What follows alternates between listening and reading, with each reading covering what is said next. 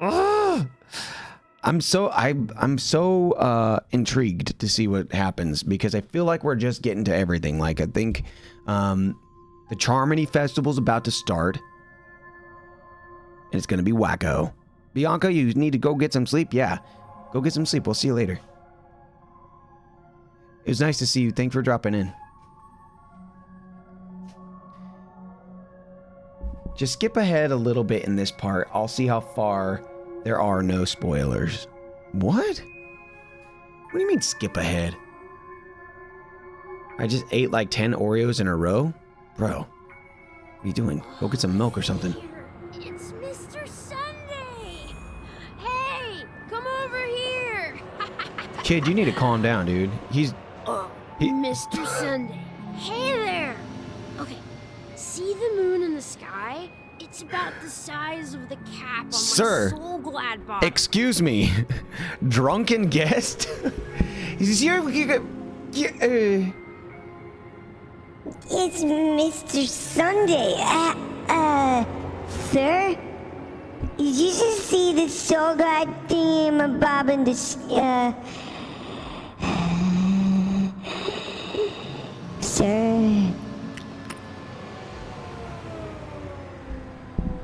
Why is he? If I just reached out my hand, I could grab the moon, couldn't I? No, kid. Go home. The moon? You mean the Grand Theater? Why is Sunday so unfazed by this? Yeah. Look at me. I've been away from home for too long. I must be missing that moon. But it's no big deal. The Grand Theater here looks much better than the moon back home. It's just magnificent. They told me not to sell everything I had just to come to Penacony. How short-sighted. Selling everything you had? Why would you go to such lengths? Why? Can't you see? Life back home is miserable. It's not really living at all. She did such a good job. It's better to be here at Penacony. No pain, no worries about tomorrow, just sweet dreams.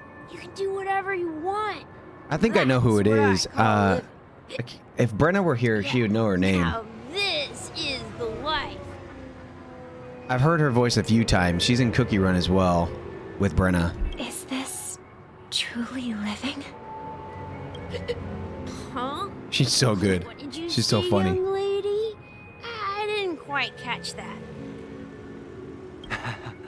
Oh, it's nothing, sir. You see, the traffic on Glock's Avenue can be dangerous. How about I ask a Bloodhound family member to escort you to Ideen Park over there, so you can continue enjoying your sweet dream? What's up, Rose? How you doing? Yeah, young lady. She's like, wait a second. Super Saga, are you caught up? What are you doing?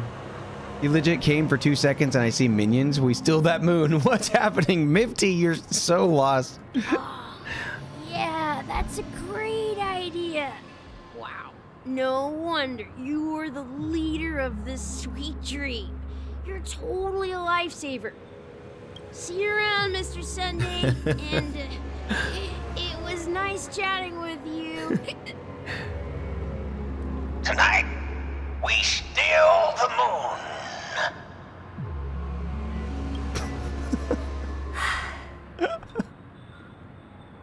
What's up, sister? This is the land of the dreams. But why do they live like this? The man we ran into, he doesn't seem happy at all. Even though sweet dreams are nice, they're just illusions. But for him, You're they're an the illusion. only way to survive, even if it means giving up on reality.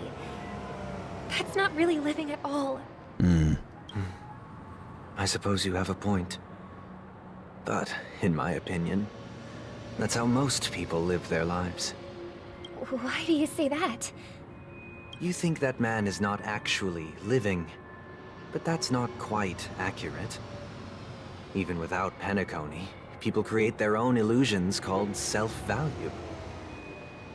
People believe they have a predetermined value to fulfill. Gaining value means gaining power, and those deemed worthless are seen as the weak. However, value doesn't come out of thin air, and there's a limit to it. To accumulate value, people have to take from others. So, the weak get exploited and oppressed. You need to calm down there, Sunday. What do you mean take from other? You need to chill out, bro. Magnum, what's up, dude? I'm so confused. Why is Chicken Wing Man talking about stealing my chicken? That's what it is, dude. He's like, in order to get what you want, you have to steal the chicken on the table. It's all mine. That's why I had these implanted chicken wings in my neck. Are you suggesting that this is not how things should be? Exactly. But, ironically, people don't think there's anything wrong with it, because they uphold the illusory notion of self-value, and even the weak believe in it.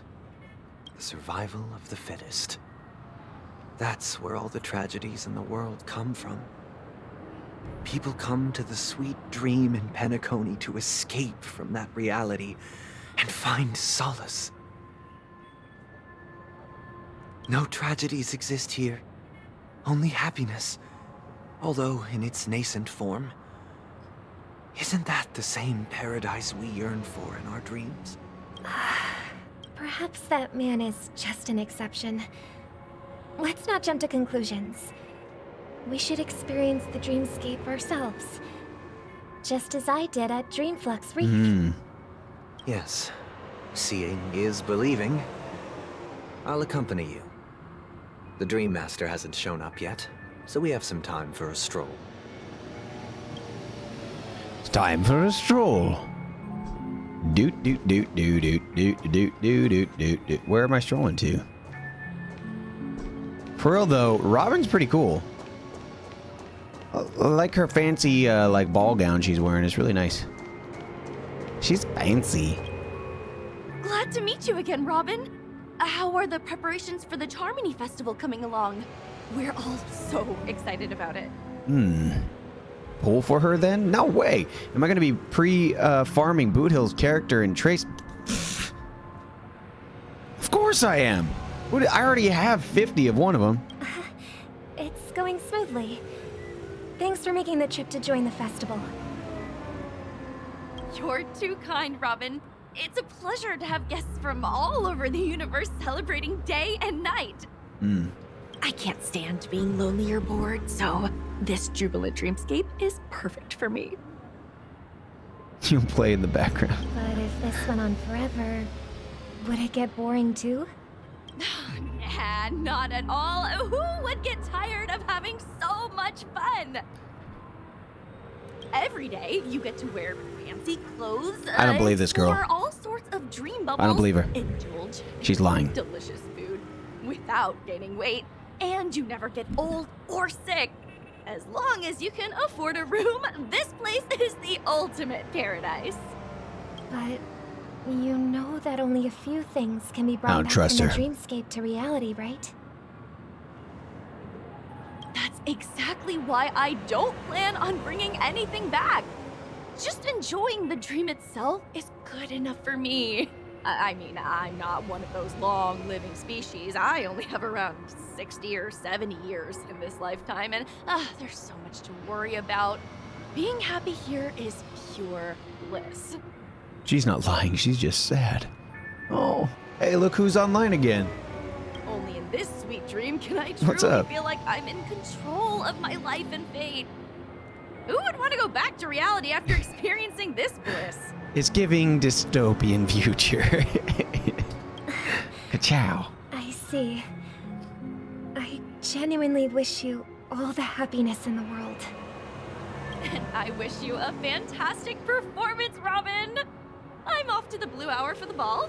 See you later. Dude, that girl, like the entire time she was talking sounded like she was about to burst into tears. Like, you know, it's like one of those conversations with somebody. You're like, how you doing? And they're like, I'm fine. Everything's great. It's fine.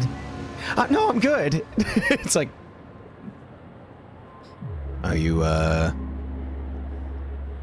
it's fine. It's fine. I'm fine. It's fine.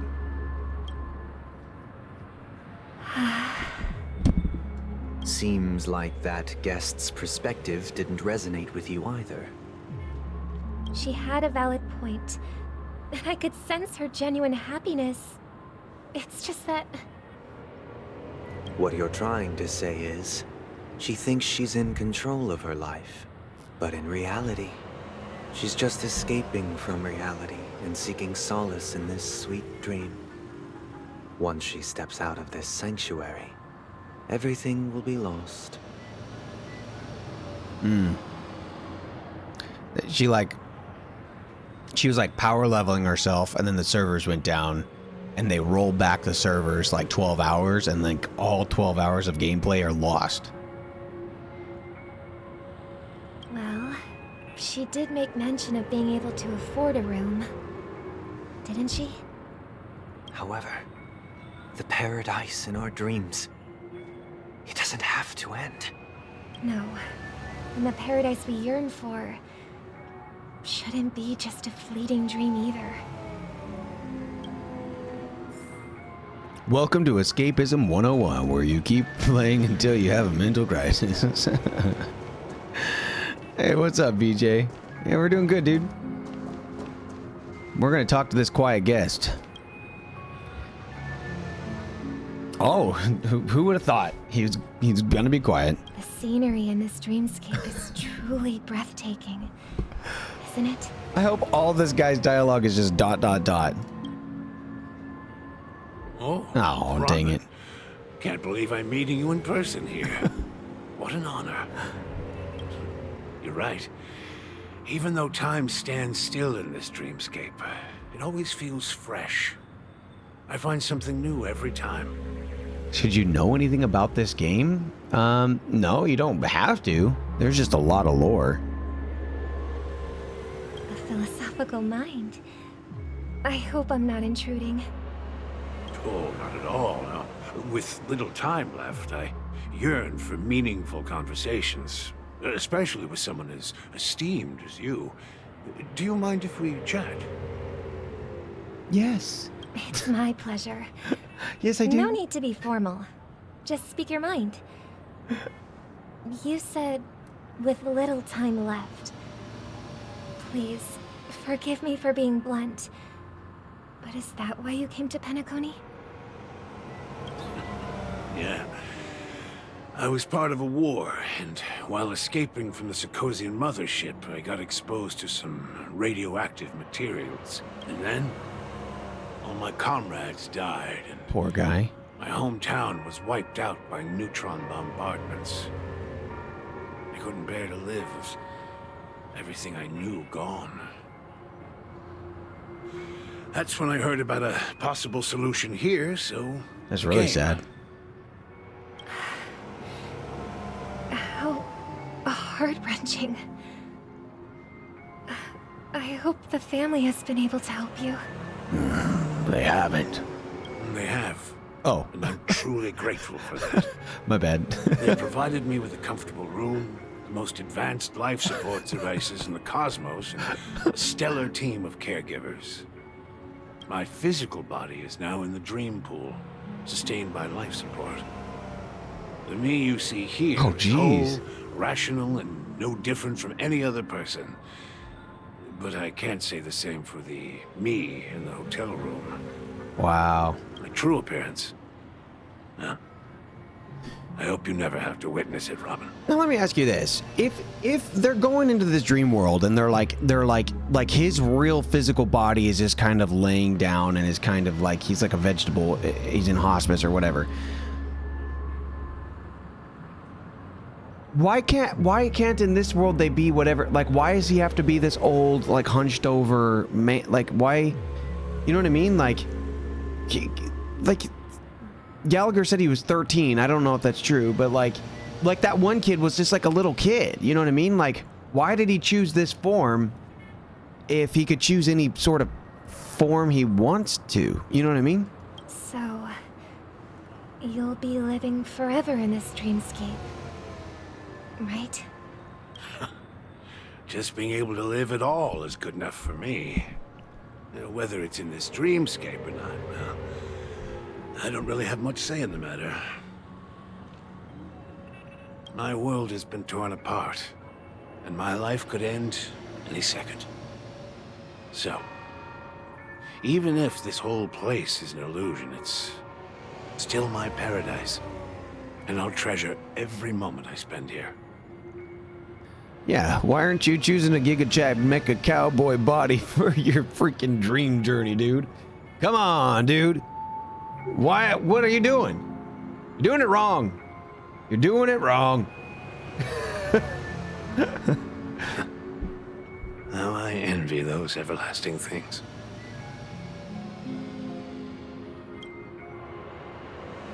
An old man's story. It's so tragic. Fortunately, this sweet dream Lay has some down, joyful boy and memories to girl. hold on to. Saddle up and wrap it up and send it back to Ohio. Yeah! Beluga, what's up? Yee-haw. Giddy up. Beluga-pra's gifted 5 subscriptions Beluga, to the thank you. community. Beluga just dropping it. Beluga's like, comes in, drops a bomb, like drops the mic, pieces it out. Beluga, you're a rock star. Thank you for the 5. Appreciate That's that. precisely why this sweet dream in Penacony exists. Well, now that we have actual Boothill doing animations and stuff, maybe we could figure it out. However, even the sweet dream has its limitations. While it provides solace to the disillusioned, it can't completely eliminate pain in reality. There will be a way out. Penacony is already on the right track. Dude, nothing that Sunday has ever done in this game has made me trust Sunday. Look what we have here. I was a like, lovely young lady. what? Wait, is that me? What? Sparkle! Brother, what a surprise to see you again. Show yourself. Your trick won't work on us. Gee, obviously.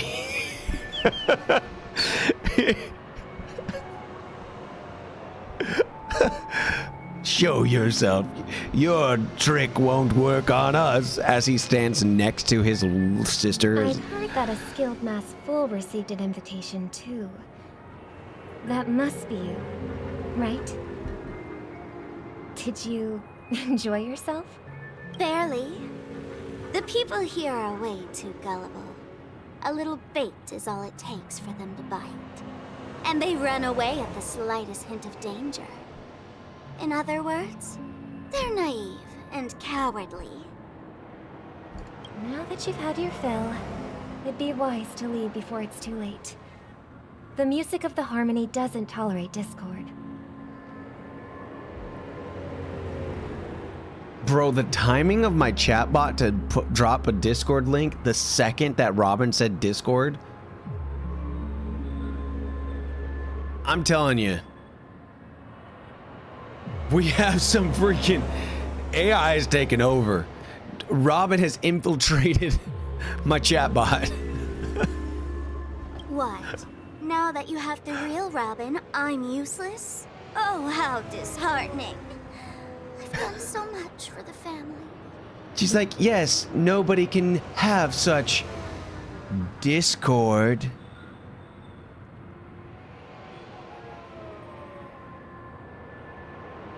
You should be thanking me. It's like, because what if is it she looking weren't at the for me camera for? cleaning up this mess, Penacony would still be in shambles. Don't you think? That was a personal request from the head of the Iris family, and it has nothing to do with us. Step aside and stop causing trouble for the Charmony Festival. The Charmony Festival? You think you can scare me? You think I have no idea what you're planning? The Charmony Festival. The Charmony. I don't care what you're thinking, chicken wing boy. But I'm pretty sure our lovely Robin won't. Yes, dude! After all, you're well aware of what a sorry state this dreamscape is in under the banner of harmony. Dude, Sparkle just became my #2 favorite character next to Boothill. Just because of that one line. That was amazing. Wait. I don't care what you're thinking, chicken wing boy. I don't care what you're thinking, chicken wing boy. I don't care what you're thinking, chicken wing boy. Oh my gosh. That's amazing, dude. Penacony, the land of the dreams. Is this truly the paradise you desire? Stop it. Stop it. Why'd you call me chicken wing boy? That's a triggering word. What's the rush, chicken wing boy? Did I get to you?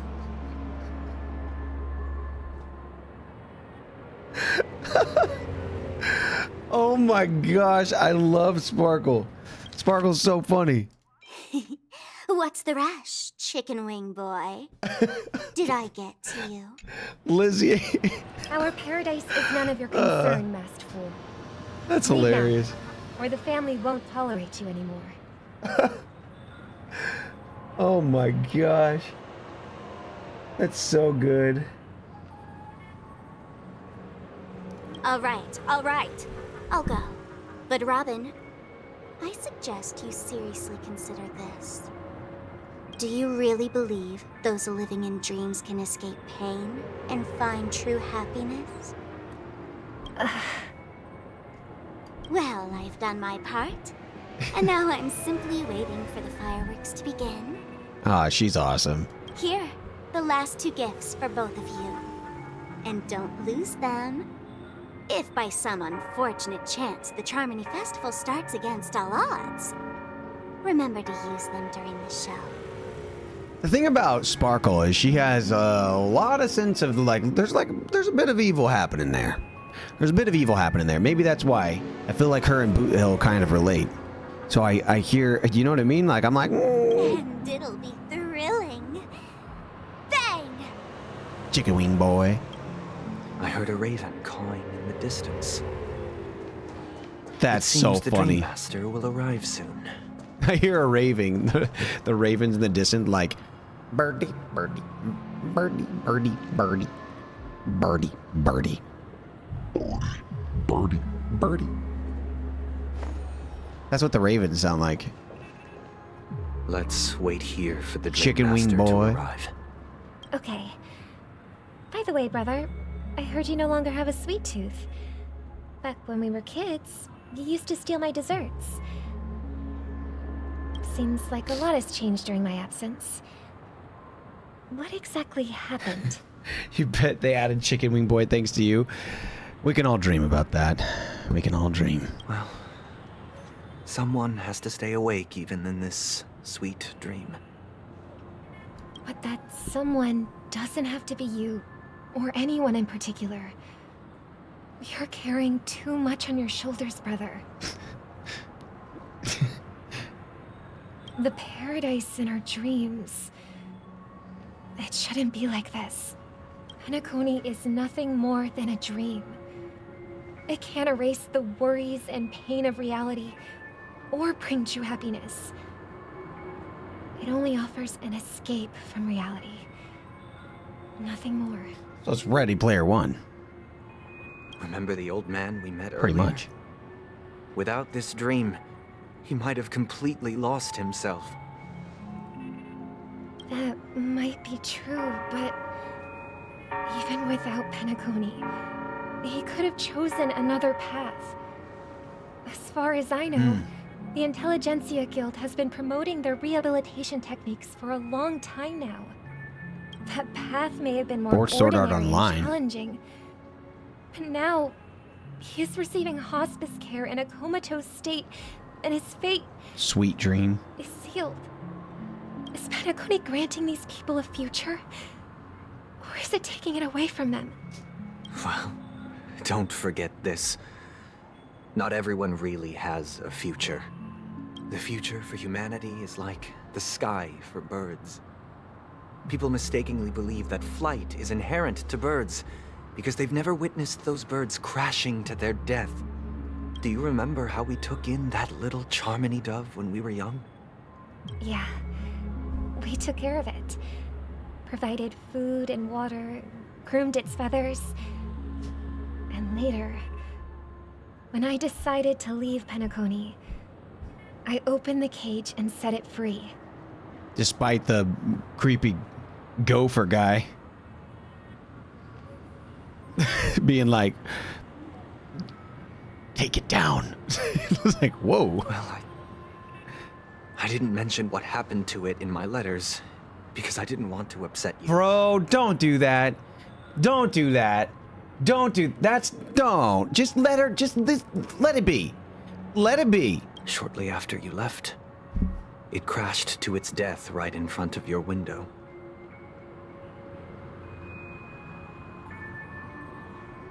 Then I picked it up, put it in the oven, and baked it. That's why I have these chicken wings.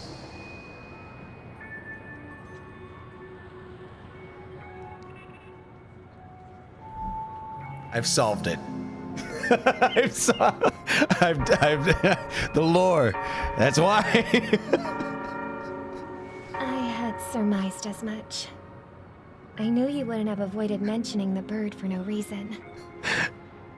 Despite that unfortunate outcome, I still believe it was the right decision. Birds aren't meant to spend their lives in cages. They belong in the sky, Cool. even if they can't fly. But here's the thing. If there are birds in this world that can never fly, can we really assert that they belong in the sky? Are you implying that the same goes for humans too? He gonna lock you in a cage, Birdie. Let's take the Astral Express as an example. The Nameless made tremendous efforts to bridge worlds, gaining fame across the universe. However, only a few extraordinary individuals can endure such a perilous journey. That's because the pursuit of the Trailblaze exceeds the capabilities of ordinary humans. Otherwise, why would this path be filled with broken rails, an abandoned express, and even a fallen Eon? That's just sophistry. Sophistry? If that were true, That's a cool word. then only the powerful would have the right to I don't know what that determine the is. future. What's up, Sonics? How are you, bro? It's good to see you. Stop what you're saying, chicken wing boy. Unfortunately, that's exactly what happens. Another name for the future is self-value. It means lie? That's such a cool word. So you do remember? Of course I remember you, dude. It's good to see you. While this world has its fair share of heroes who inspire people and garner admiration for their heroic deeds, the majority of ordinary people will never become heroes in their lifetime. Some are born weak and vulnerable.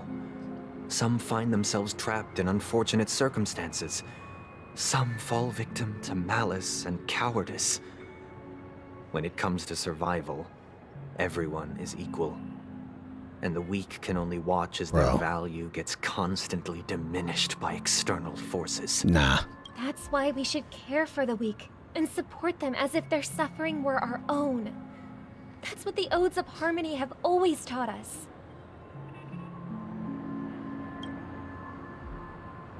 While the Harmony holds noble aspirations, the strong will always be strong. and the weak will always be weak. Even in this carefree dream. Human nature contains greatness, but it also harbors inherent weaknesses that can't be eradicated. In the end, if people can't even secure their own survival, they won't care about the illusory future of equality. As long as the law of survival of the fittest prevails, there will always be fledglings crashing to their death. But if people don't live for the future, do they merely exist for survival? If even you, my brother, don't believe that the harmony will save the weak, then which Eon can make our dreams come true?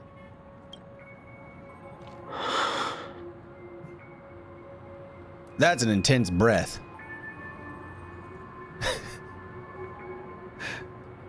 People often forget that when the first bird took flight, the entire world envisioned a future where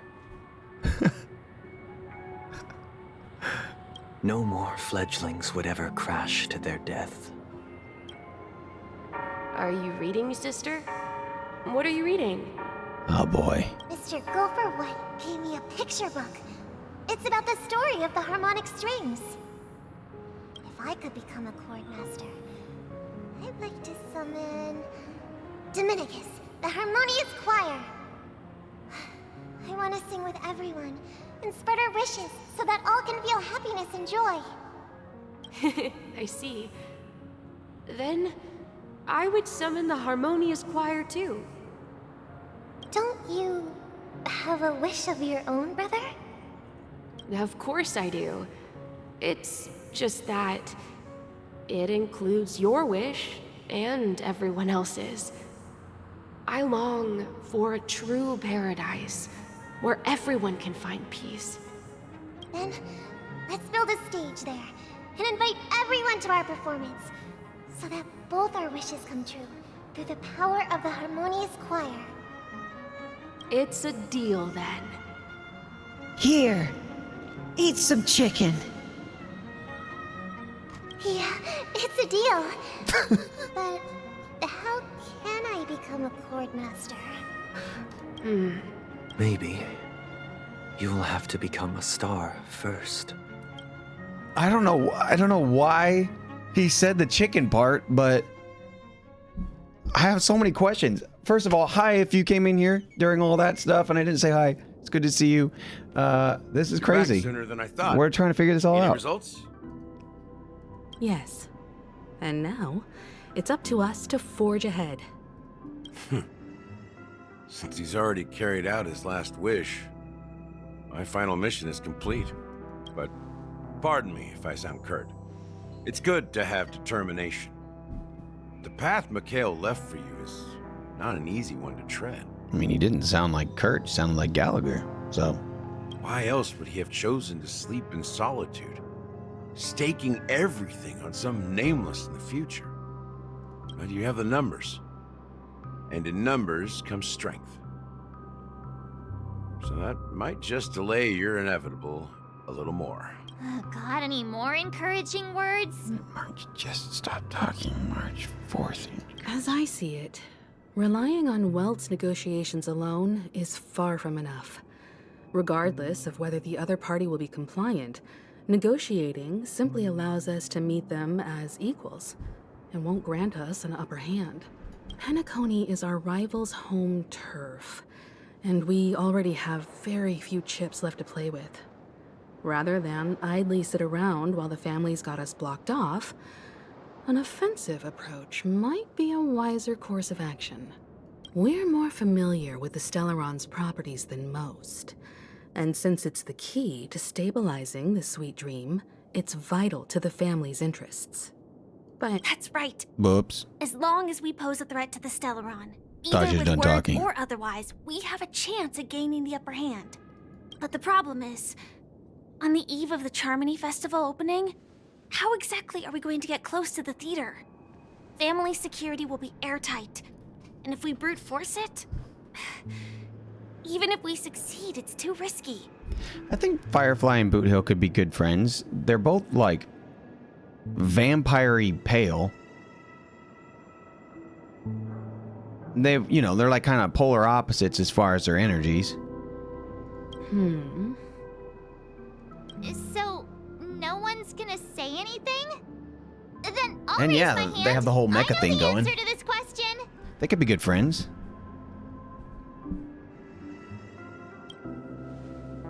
What's that supposed He could be like to mean? her like You'd better believe stepfather it. or something. Or like her mentor. Be like, we're both vampires. So I heard that He and Sam before had the shooting Charmony contests, Festival yeah. begins, there'll be a pageant to kick off the festival. It's called the Soul Glad TM Festivity Auditions, or something, and it's going to be held in the moment of scorch sand. As long as we clinch the top spot, we'll be able to attain the title of Festive Superstar, and be able to personally bask in the graces of Miss Robin. She really had to add the trademark. What's crucial is that we can enter the Grand Theater before the audience arrives. Freaking March 10th always has the wrong stuff, dude. How do we go about participating in these festivity auditions? I've already procured special invite tickets from Miss Robin's fan club. To tell you the truth, I had been preparing to join the auditions all along, but now it looks like even if I scrape through, I probably still won't have the chance to shake Miss Robin's hand. Probably. So they're still running this thing, huh? It was originally just a publicity stunt, set up by Mikhail to drum up attention. But it looks like it might be worth a shot. Yeah. We'll follow Marge's plan. Mr. Gallagher, will you be joining us? I'm afraid I won't have the time. As a virtual character, Fictionologist. I've already completed my final mission. Whether Penacony can awaken from this dream is all down to you. Wait, whoa. Wait, what? Wait, Gallagher's not actually real?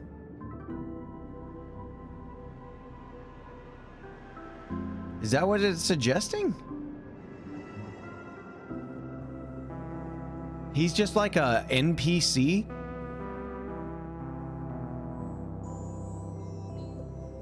I didn't know that.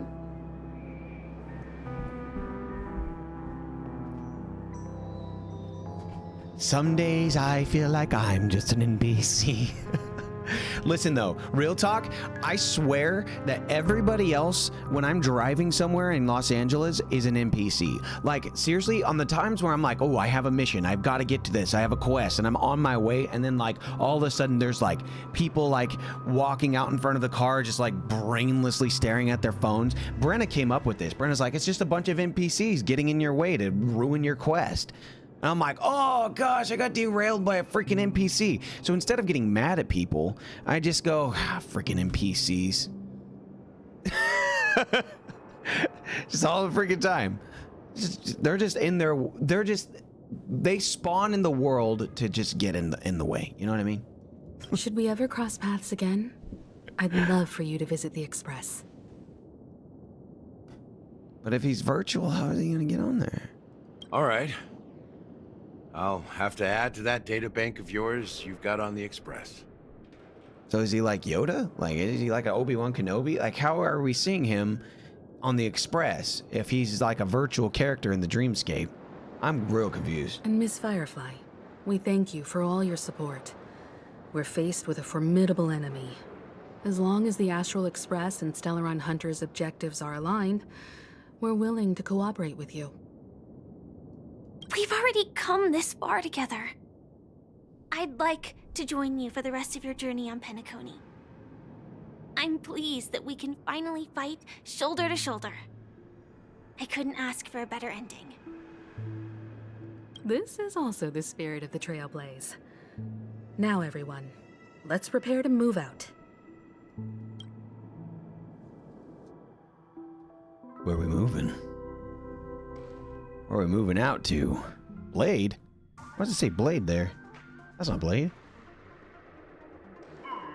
Ladies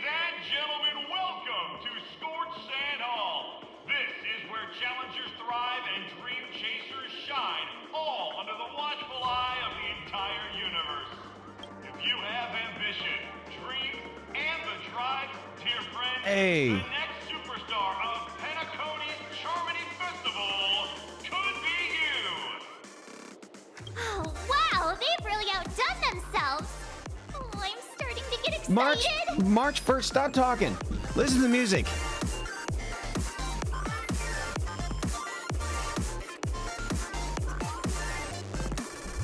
Dude, why does this game is just a big advertisement for their freaking music. It's so good. I'm gonna run to this. I'm gonna run to this later. That's sick. Behold, here come 4 friends with spirit high and full of zeal. Are you aspiring to be the superstars of the festival? Is he talking about us? Yes, you! There's no doubt about it. I see you have all the potential of a superstar in you. Excuse me, you 4. What are you hoping to get out of all this? I don't know. As the last group of contestants, how confident are you in overcoming all of the challenges? Rini? What did they do to you? What did they do to you? Who made you grow a mustache? What?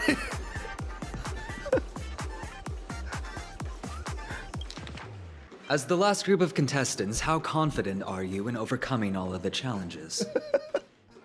Would you be open to a brief exclusive interview with us? It'll be quick. Your journey is long and fraught with peril, yet under a sky blanketed by banners, you vie for the crown. The sword and rose! Protect the beauty! The beauty, the beauty!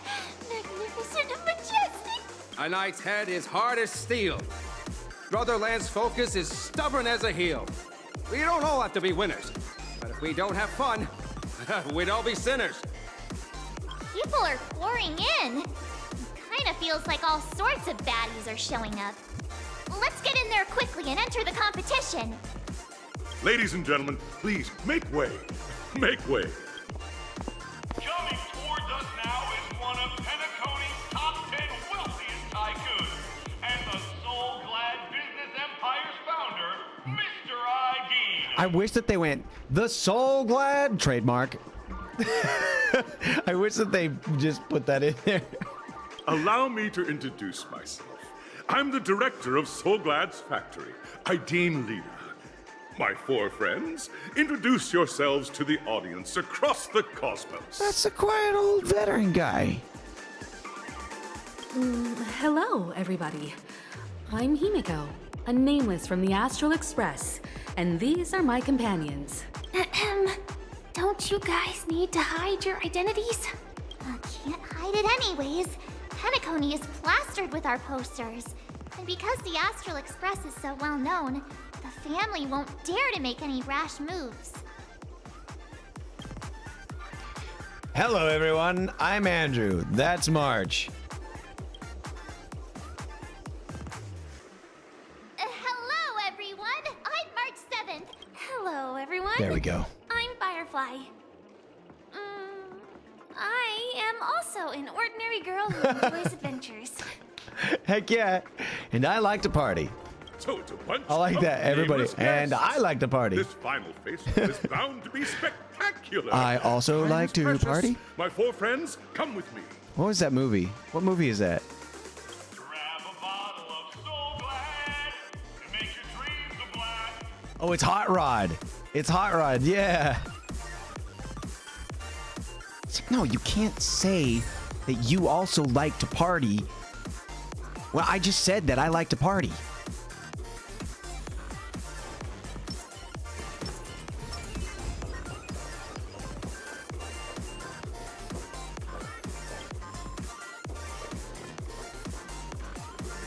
This Let's go. place is buzzing. That's right. This event is a miniature representation of that time known Don't hit as me, the Chirp. era filled Oh, that's a bird. with boundless What's a bird doing here?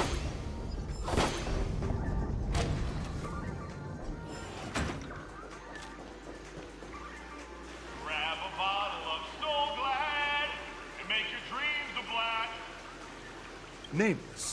Bird. reminds me of the grand occasion when Penacony was first established.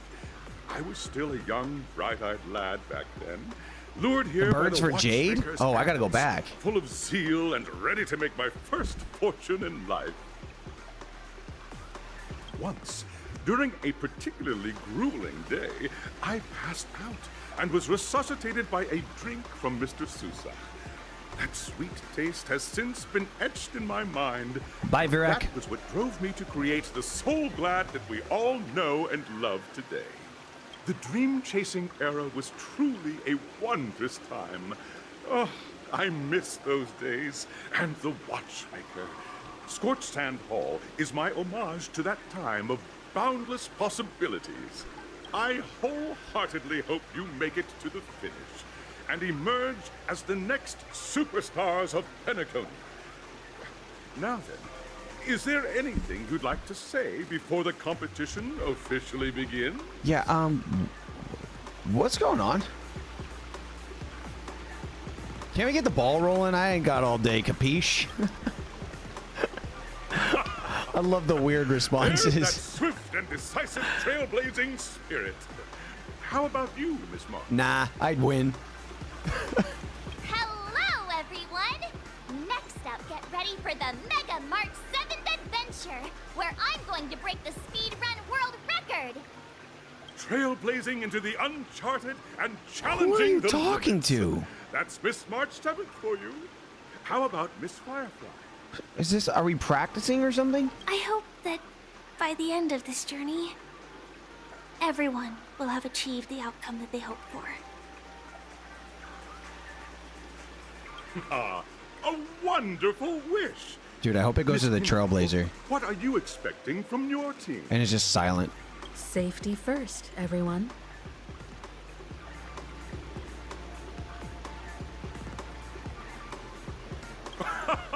Simple words, but full of warmth. Waiting for you are 3 stages. Were you just gonna each skip? connected to that era. How are you The gonna just first skip 2 me? stages offer 2 distinct Dude, I have words to paths say. choose from, with unique challenges Silence. on each route. And in the last stage, you will face off against a champion who has defended the title to this very And day. Boothill, do you have anything to say? I have no idea why my force modulator is messing up again. I gotta tell you what, right now, this thing can stop. I'll tell you.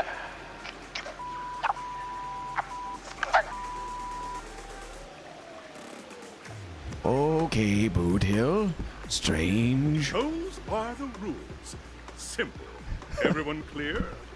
Now, I hereby announce that the 33rd Scorched Sand Festival of the 20th season, sponsored by Soul Glad Sorry, that was Enterprises, Boothill. has Boothill. started. Boothill is in the game. Boothill is on the stream. Boothill? Everyone, Boothill. as the Charmony Festival is drawing closer, we must reach the end as quickly as possible. Factoring in efficiency and safety, splitting up into 2 groups is the best choice. March and I haven't known Miss Firefly for too long and aren't overly familiar with her. It'd probably be better if the 2 of you paired up. Whew. Thank you. As long as you have March. Fine by me. All right. I don't have a problem with that. Enough of this chit chat. Let's do this. We'll split into the assigned groups then. Still think Let's not that waste time. the Trailblazer could actually be Randy Savage. Macho Man Randy Savage is actually the Trailblazer.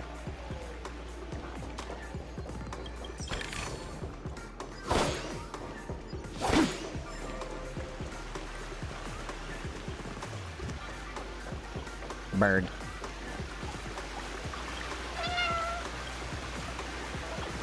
String on what? This bird is angry. Tell yourselves Top Gun. I don't know. I don't care. I just wanted to collect you. Is that what you're talking about? That's the bird I gotta collect?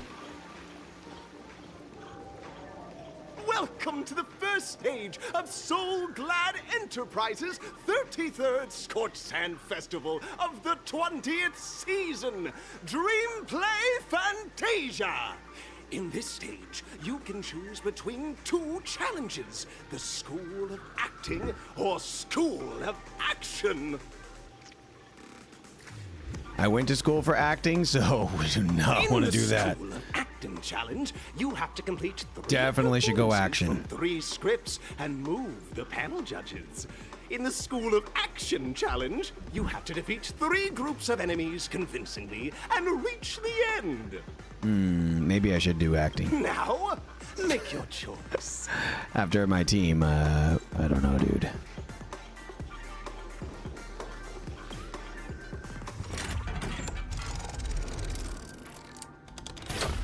Hey, that's cool. Whoa, it's a whoa, that's sick.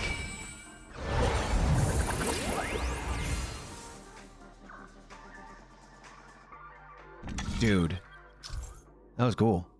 Click the button on the tracks and select the challenge arena. All right, let's see what this is. That's cool. I like that, like, animation and like the little cinematic there. Welcome to the School of Acting stage. Competitors, allow me to introduce the rules of this challenge to you. There are 3 stages up ahead. On each, you will find an outline of a script. These 3 scripts were written by the legendary Coach, what's up? Watchmaker. I didn't know and you were here. depict various stories from Penacony's era of pioneering. You think that guy sounds like Ide? Your task Really? is to bring those moments to life, find the right words, and act convincingly to make the judges feel the script's intended emotions. Oh, I wish you a successful performance. Also, a bit of trivia. The record score for this stage is held by a participant with fiery red I don't know hair. what you're His hearing. exceptional performance brought even the strictest judge to tears. It's like he wasn't even acting at all. Zesty Ide. We are running out of time, so let's get this over with quickly. Thank you, Firefly. She goes, well, we gotta go.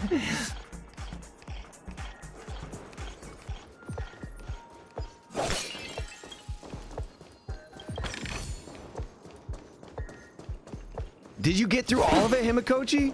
Wait a second. Oh, just take a look at this pair. Such star quality. That's impressive. You two, are you ready? I don't know.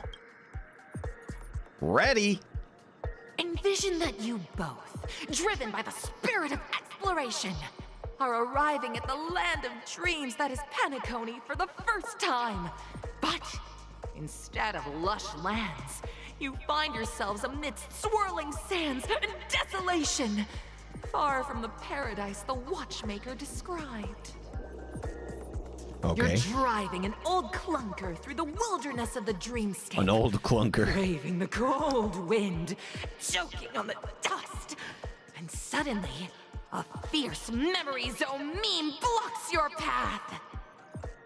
Now, Miss Greyhair, what line would you Miss deliver Greyhair? to express your disappointment in Penacony? Which one? Great. I love living on the wild side. A brutish creature. Quick, let's run over it. What in tarnation is this hellhole? The watchmaker's gonna be... Yeah, dude. What in tarnation for sure. Very good. Now, though you're disappointed, your screen partner is conversely very enthusiastic. Now, young lady, you will say... This is great! I love living on the wild side. She looks pretty angry, actually. Very good, very intense. And then we cut to the story's next scene. You find a job mending the rails, but the days are long and your endurance can't keep up, and you finally collapse in the endless expanse of desert.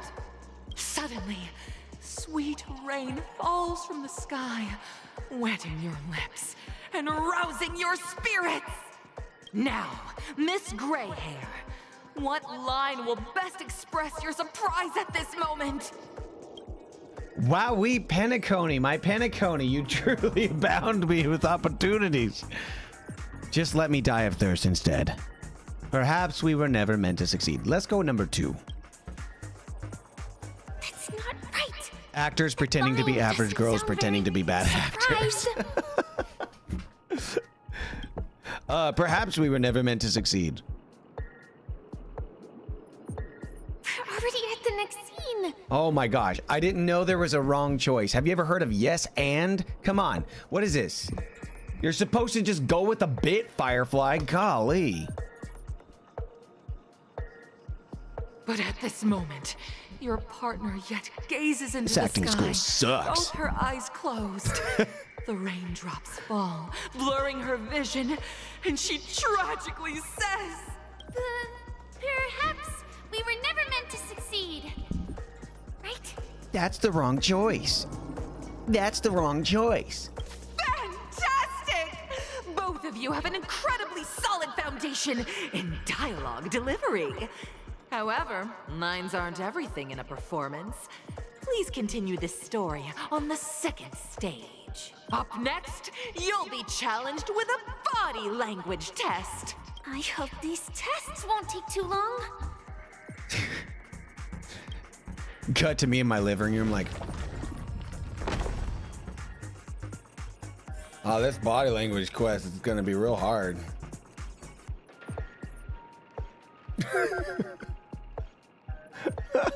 Positive check.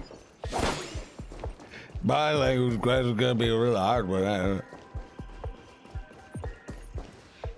Here, you two are required to skillfully utilize body language to portray the story context I've laid out for you. Picking up from where we left off, a heavy downpour saves you both stranded in the desert.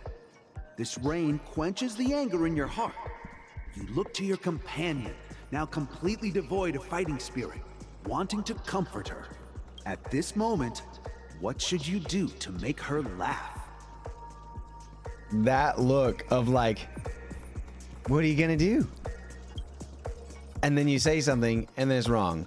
Pat her head, tell a dad joke, stand up and prepare to move out, roll about in the sand. Let's tell a dad joke. Skeleton walks into a bar and orders a beer and a mop. The test now is about body language. I don't think dialogue is allowed here. Oh. Roll about in the sand. Right answer. Your companion sees you rolling about in the sand and thinks about the arduous obstacles along this journey. She can't help but let loose a laugh, rekindling hope in her heart. And so this girl... I'm gonna get back on my feet and keep moving forward. They're just playing Dungeons and Dragons, dude. A tug at the heartstrings! The story continues to develop. The heavy rain leads you both to sense a business opportunity, so you start venturing into the umbrella industry. But just as the business begins to pick up, competitors start flooding the market with low-priced goods, squeezing your market share.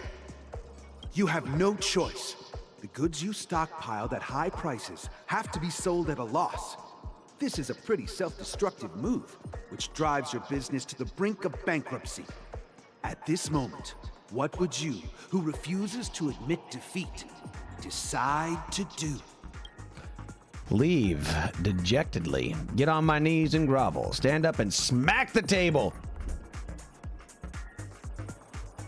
You slam the table and rise up. They think you'll back down. Impossible. Dream chasers can be knocked down, but never knocked out. Fantastic! But it's a pity. Your friend does not agree. The table looked at Seeing me. that you're up to your eyeballs in debt, she sees nothing but despair in her future. And then... I leave Penacony in utter disappointment. Is that okay? Of course! Absolutely! I was this close to tears. Didn't seem like it. Possess exceptional acting talent. However, the true test is yet to come. You're about to encounter the harshest judge this show has ever seen. You'll need to rely on perfect performances if you want to win them over. Okay.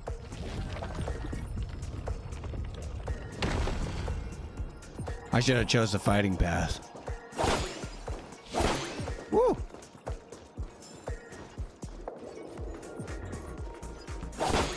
Woo! Oh. Can't get up there.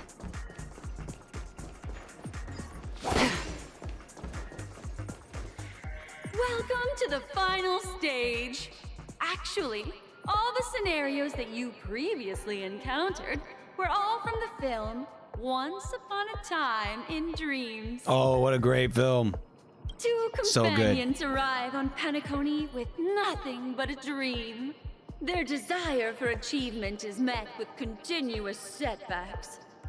Ultimately, one continues on, despite spiraling into debt, while the other concedes defeat and leaves. Many years later, their paths cross once more in the thriving Penacony. Yet, they refuse to acknowledge each other because... I became a big shot, but she ended up destitute. I fell into poverty while she's leading a normal life. I'm leading a normal life, but she ended up destitute. I became a big shot. Against the backdrop of a revitalized Penacony, the joy of reunion mixes with the sorrow of I was past right. separation, the awkwardness of being strangers, and the shyness of a long-awaited encounter, all converging at this very moment. Give it a shot. Try and convey this bittersweet scene to me. Bring it to life with precise and emotive acting. This is never going to end. I know! Why don't you try that clockwork thing you used before? Ah, yes. Let's bring out Clocky. Quick, mind Your control her. performance is wow.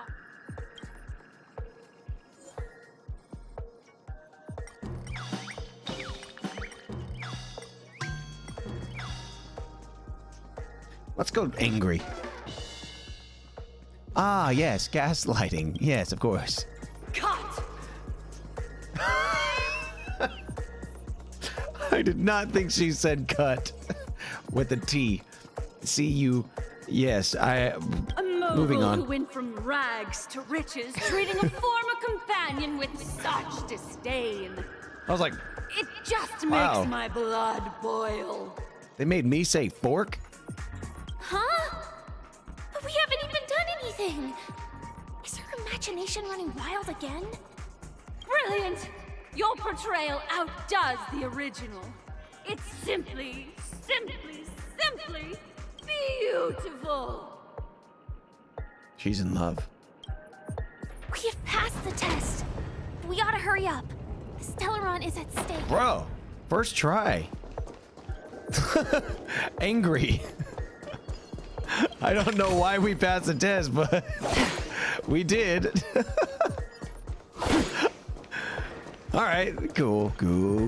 I knew it was gonna be that easy this whole time. Stream 4. Gleam of old blades. Dude, if you don't have Acheron, I'm sorry. I'm not gonna do the puzzle right now. I'll do the puzzle later. The game is fixed. You guys are like, Congrats what? to both of you for clearing the stage, but more importantly, are you having fun? Fun is more important than success. Look at the time. You finished much faster than that red-haired contestant did. Yeah, they got wrecked.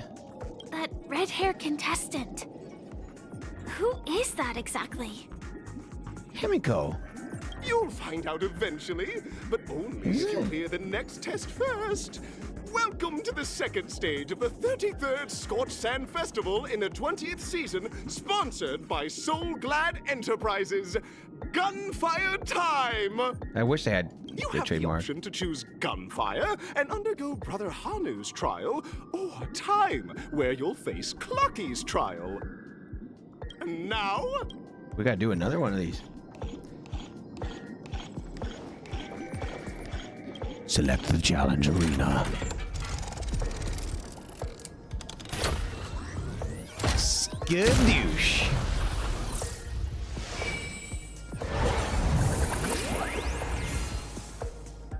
Gunfire.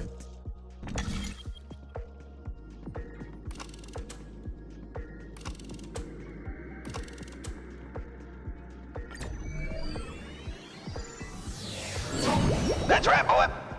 You best be picking gunfire. I tell you what. Boothill's right. Dear friends, welcome to the enchanting universe created by the Watchmaker. Awaiting you is the morally dubious yet ever charming character from the animated Clocky series. It is said that these cartoon characters were inspired by the Watchmaker's own experiences. According to research by Clocky scholars, the original Hanu of reality shared a deep friendship with the Watchmaker, akin to comrades in arms. Enter into the world of Hanu via Howdy. the TV by What's the up, Carmen? entrance and partake in an enchanting and suspenseful story with him. Good luck in there. Good luck. If it's a gunfire trial, we should be able to settle this with a fight, right? Yes, yes, we should. What's up, Duarte? Duarte. Super Smash, bro.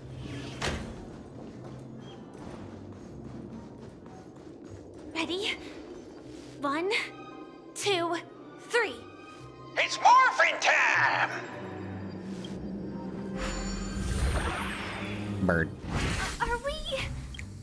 Are we both in control of this Hanu character? Uh-oh. Very good. Looks like you've got the hang of it. In this Hanu's Adventure episode, Boss Stone has gathered his battleships for an assault on Dreamville. Old Buzzfly, Cousin Wolf, and Bombhead are all raring to go. The brave Hanu must thwart their advance and protect his home.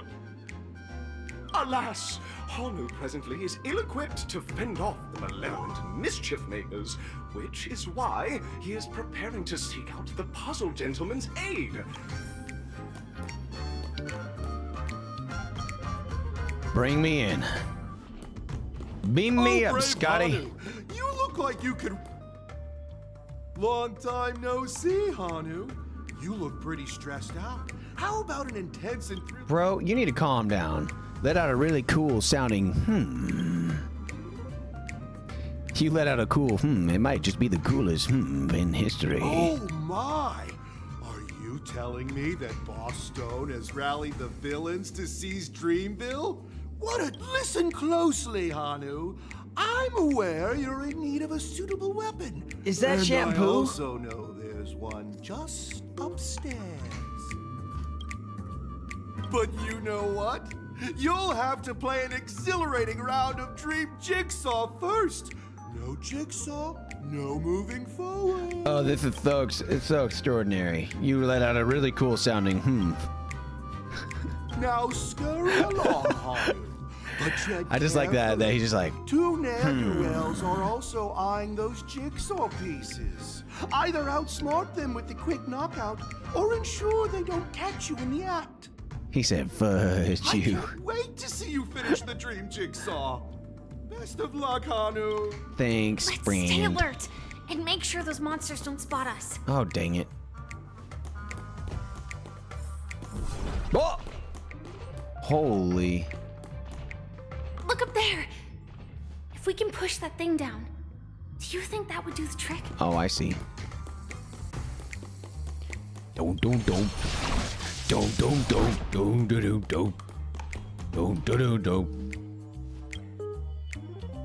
Push. Easy. Dude, Acheron, Hanu, both pros.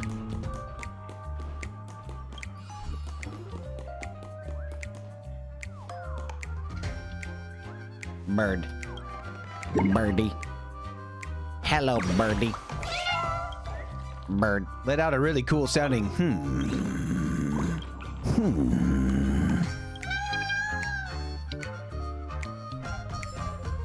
Goodbye, bird.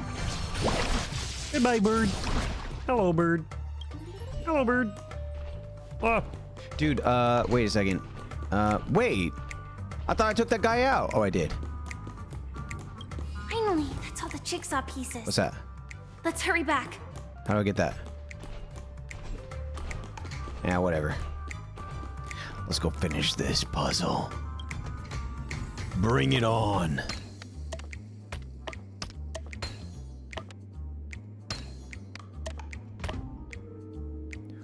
Bring it on, nerd. That's right, nerd. Oh my! The exquisite sensation of perfect alignment. My organizational itch has been quite thoroughly scratched. Oh, well, good. Hurry now, Hanu. Touch that TV set and transform back into your old self. Too short to reach the table, but not to finish the puzzle. Or you would need a freaking ladder, but I can't get the freaking book off the table that's literally right there. Instructions really okay?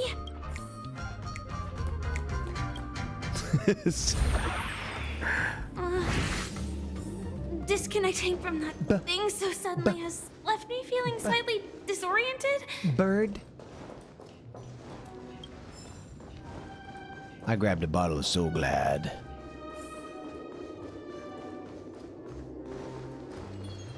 Is that... Aha. Thank you.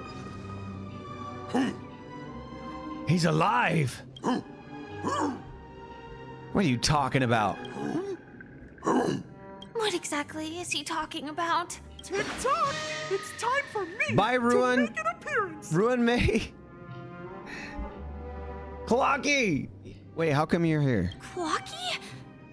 I can also see him. Is this character part of the show? In Dreamville, Clocky is everywhere and can do anything! Like right now! I can be your translator! Tick-tock! Hanu says, battle! We must do battle! The enemy is at our doorstep, and we have no path of retreat Wow. for the future of Dreamville! Touch that suspicious-looking TV right now! Dude, So they just Clocky's so funny. Jumped inside that TV. I'm going to be doing an interview with Nico, the voice of Clocky, at some point, maybe later this month or next month. Him and Camden, I think we're going to try to get in here. Sheesh. Next. Logic in this plot and dialogue is really being pushed to its limits. Aventurine. Well, here we go again. Here we go again. Up to the same old shenanigans as we always are. Used to this. Oh.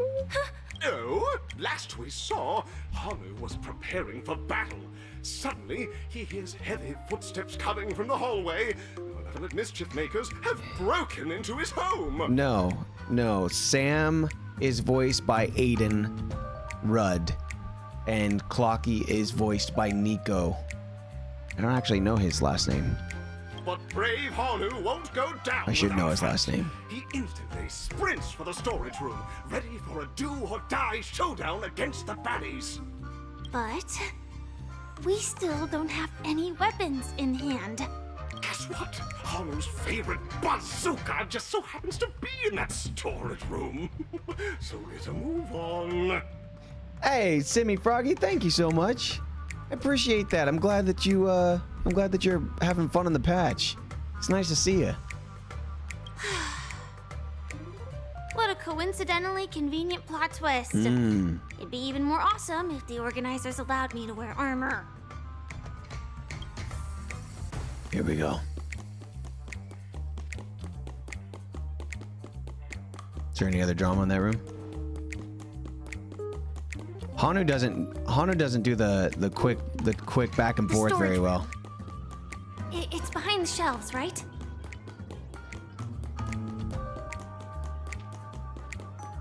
Give me that. Come on, really? Dang.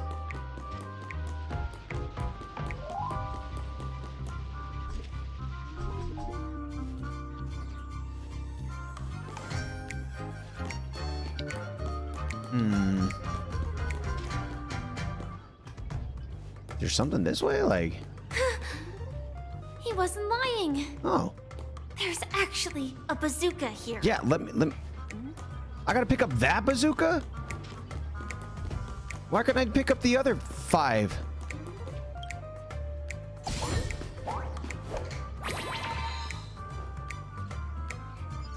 Now we should have a way of dealing with those baddies. This thing feels just like the Soaring Locust too. Why did it make me do that?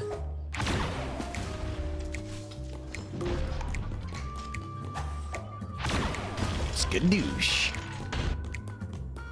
That guy's just sleeping. Oh.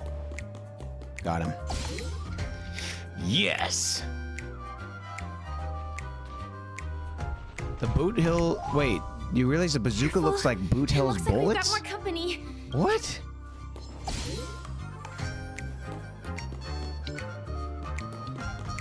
Really?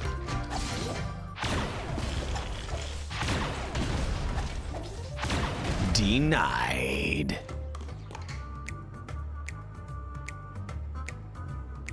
That's crazy. I haven't even seen it. Why are there so many of these guys? Here we go again. But no big deal. Oh no, these guys have my... Snap, I gotta pick up some ammo.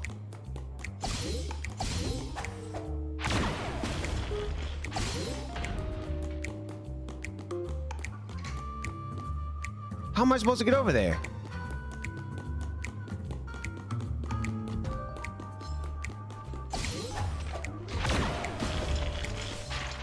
Dude, I just got 2 for 1.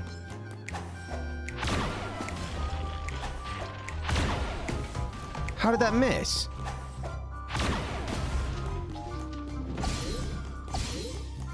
That should be all of them, right? I am the best Hanu in the history of Hanu. Taking them all down. KO.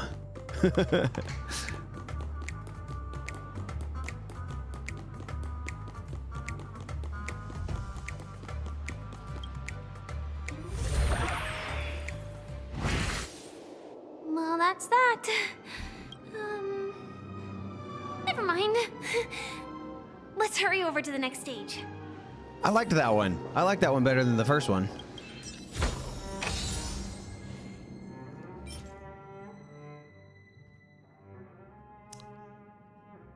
It's not bad. Could be better. It's probably good on somebody.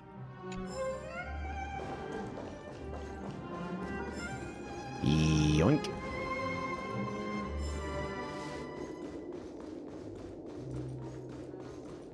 An even better Boothill. Heck yeah. Yoink. Little Caesars. Oh man, now I want pizza. Dang it. Dang it. Congratulations to both of you. Oh, you've overcome all obstacles and proven yourselves. But, unfortunately, there is only one who can be Penacony's festive superstar. Bro, we won all the things. In the final stage, Oh, you will okay. face the defending champion. If you fail, you will lose the opportunity to become the festive superstar. Welcome to the 33rd Scorched Sand Festival's 3rd stage in the 20th season, sponsored by Soul Glad Enterprises Superstar Soul Glad Showdown. trademark.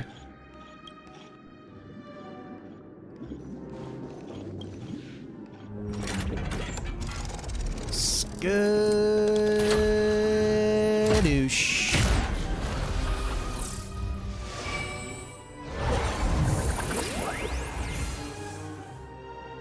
It's a bit bugged on the voice lines. All right. Superstar Showdown Arena 1. Superstar Showdown Arena 2. What's the difference? Which one do I do? Does it matter?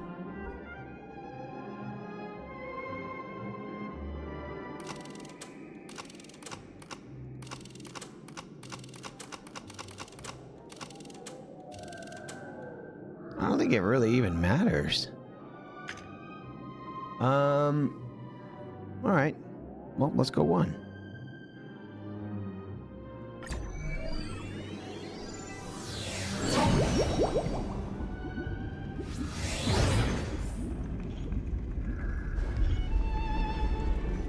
Spartan. Hey! No way. I think I just saw someone. Someone extraordinary. It's that redhead guy. It's that other redhead guy. He's cool. Look at how fancy he is. Look at his lion mane.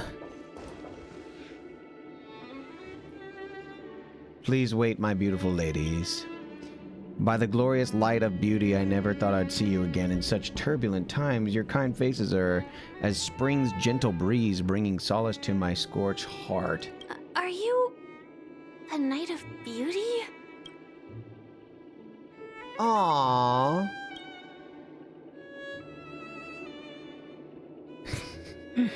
Kyrie, the rosy glow of the beauty has rendered you speechless. What an honor.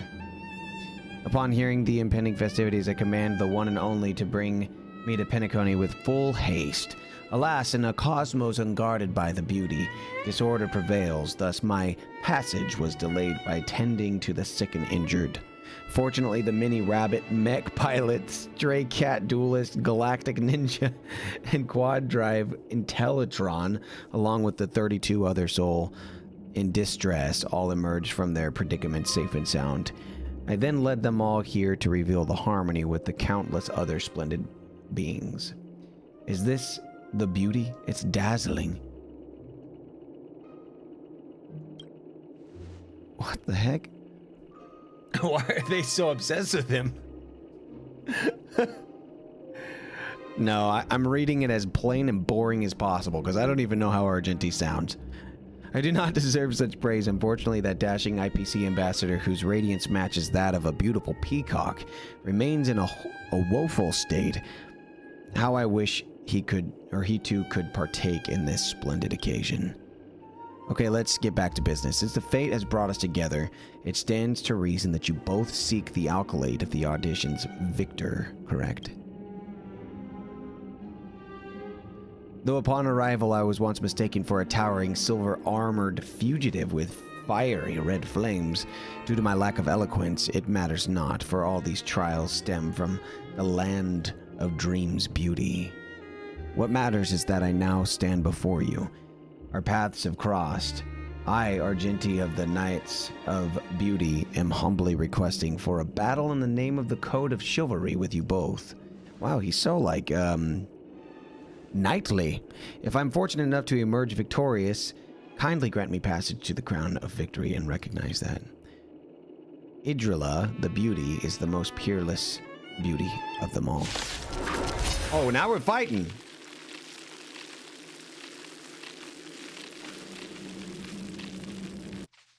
Now we fighting. Bear witness. Oh, there's his voice. Bear witness. Still have the upper hand?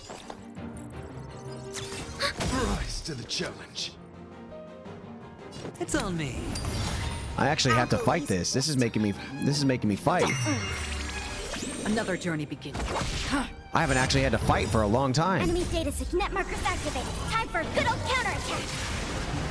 Oh, I could have avoided fighting him? Whoops. There's no auto battle, so we know that this is gonna be. Ready for another? We know this is gonna be rough. Spend freely. Let's play for a while. The dice have been bust. Hey, the fish, you finished it? Well, hey, I'm glad to have you here.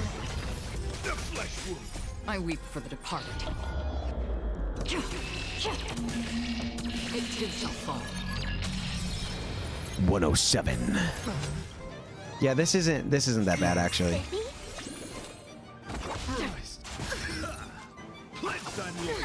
Behold, this symbol of pure. Watch your head. Let's play. Can you find the answer? You were up until 8 a.m. finishing the story? Oh my gosh. Sure, I'll play. It's on me. I'm really interested to see where things go. How far out do you think I am then? If you know how far we get. I'm curious on how far you think I am from the end. I feel like I'm pretty far. 80 or 90-ish? 80-ish? Rise to the challenge. Hedge your bets. Wow, there's a lot of differing opinions here. Free will, or was it fate? Destined for oblivion. y'all are giving me completely different answers. Bust. Or maybe I'll take it all. Watch your head. Put forth all your might.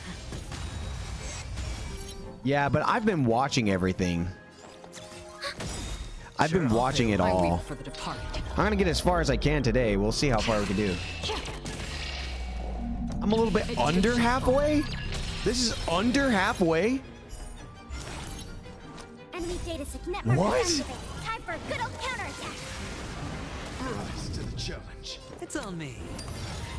Bear witness to let the duel commence.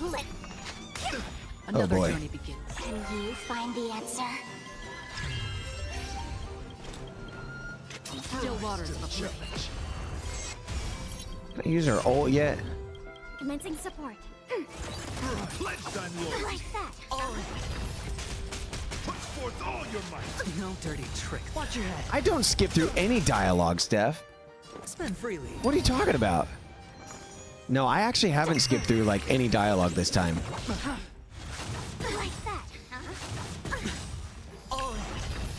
This time. Dice have been cast. Bust. Because I'm trying to figure out what the heck is going on. Watch your head. You are fighting a gentleman. Put forth all your might. Hey, that's a goal. Enemy He target just detected. sliced us. Can we just end this already? Enemy Come on, data bro. secured. Come on, Network bro. activated. Time for a good old counterattack. Hedge your bets. It's on me. Feeling spiffy? I weep for the departed. Hey! It too shall fall. Duck and Cheeses, thank you for the Prime subscription. I appreciate that very much. Welcome in. Can you find the answer? Yeah, this is the second phase. You could see it at the top there, Steph, right by his picture on his health bar. You can see a little dot. Destined for oblivion. There's 2 dots, and it's on there's one left right now. Watch your head. The flesh wound. It's just a flesh wound. Commencing support.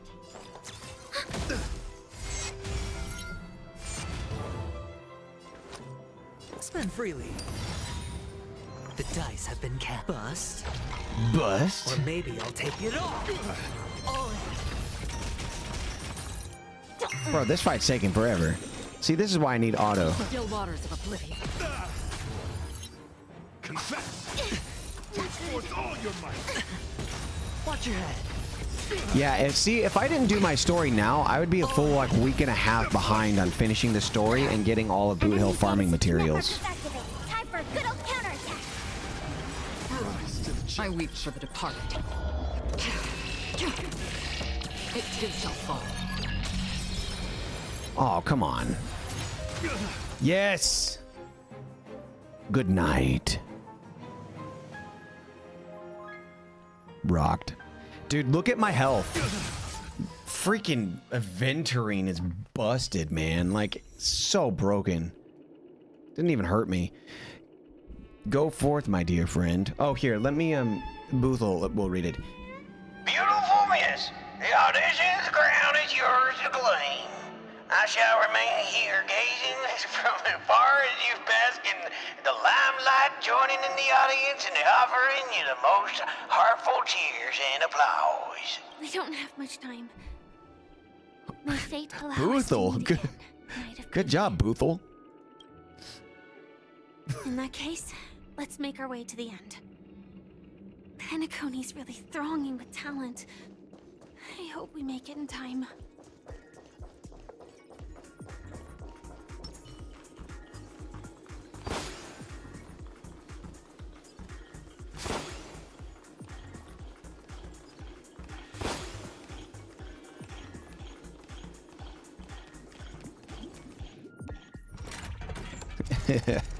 Imagine actually Boothill saying all of his line.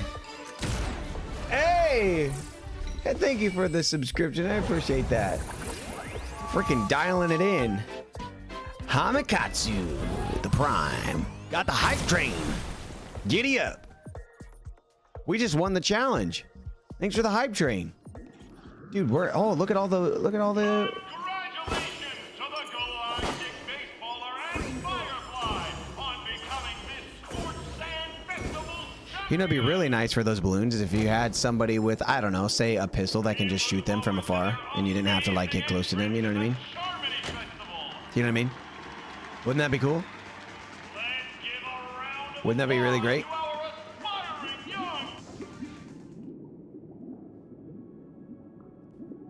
Congratulations to the both of you on becoming the festive superstars of this year's Charmony Festival.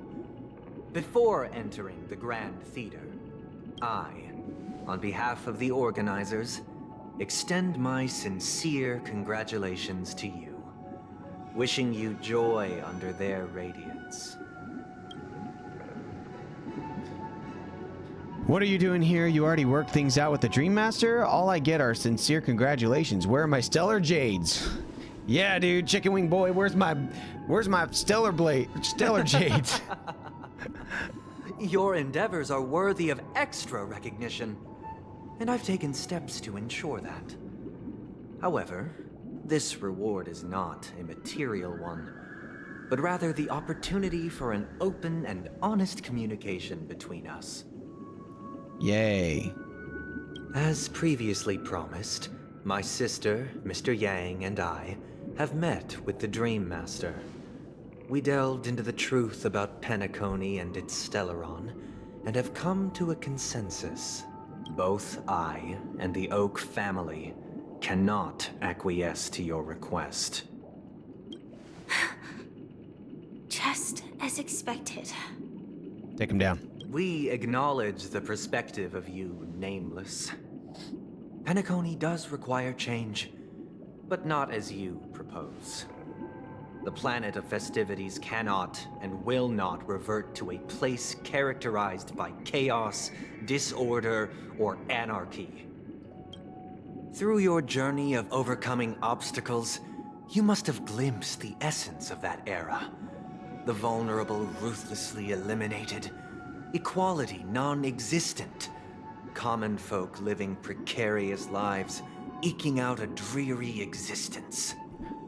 I don't like this guy. Ultimately, only heroes like yourselves manage to achieve success. But I would dare ask, if you did not possess the special status of having a Stellaron, and you were but an anonymous and frail member among the masses, which Penacony would you prefer?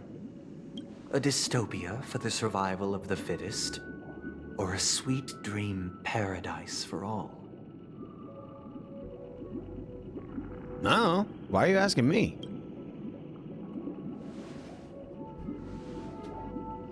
The shrug. That's not the point. Okay, March. Don't let him mislead you. Bruh. Mr. Sunday, even if the members of the Oak family can't fully agree on what to do about the Stellaron, Me and March, now's dude. not exactly the time to be holding an extensive discourse about Penacony's past and future, is it? The Stellaron issue concerns the life and death of everyone on Penacony. If anyone has a better suggestion, the crew is more than willing to listen. Also, it'd be best to tell us the ins and outs of that meeting. This way, we'll at least know what Welt and Ms. Robin are dealing with, and the reason why they failed to make our appointment. Ah, Navigator. That is precisely my intention. With all present, let's begin by discussing the details of that meeting. Let's talk about our tribulations and choices, our ideals and beliefs, and our final course of action. The only path to take. Okay.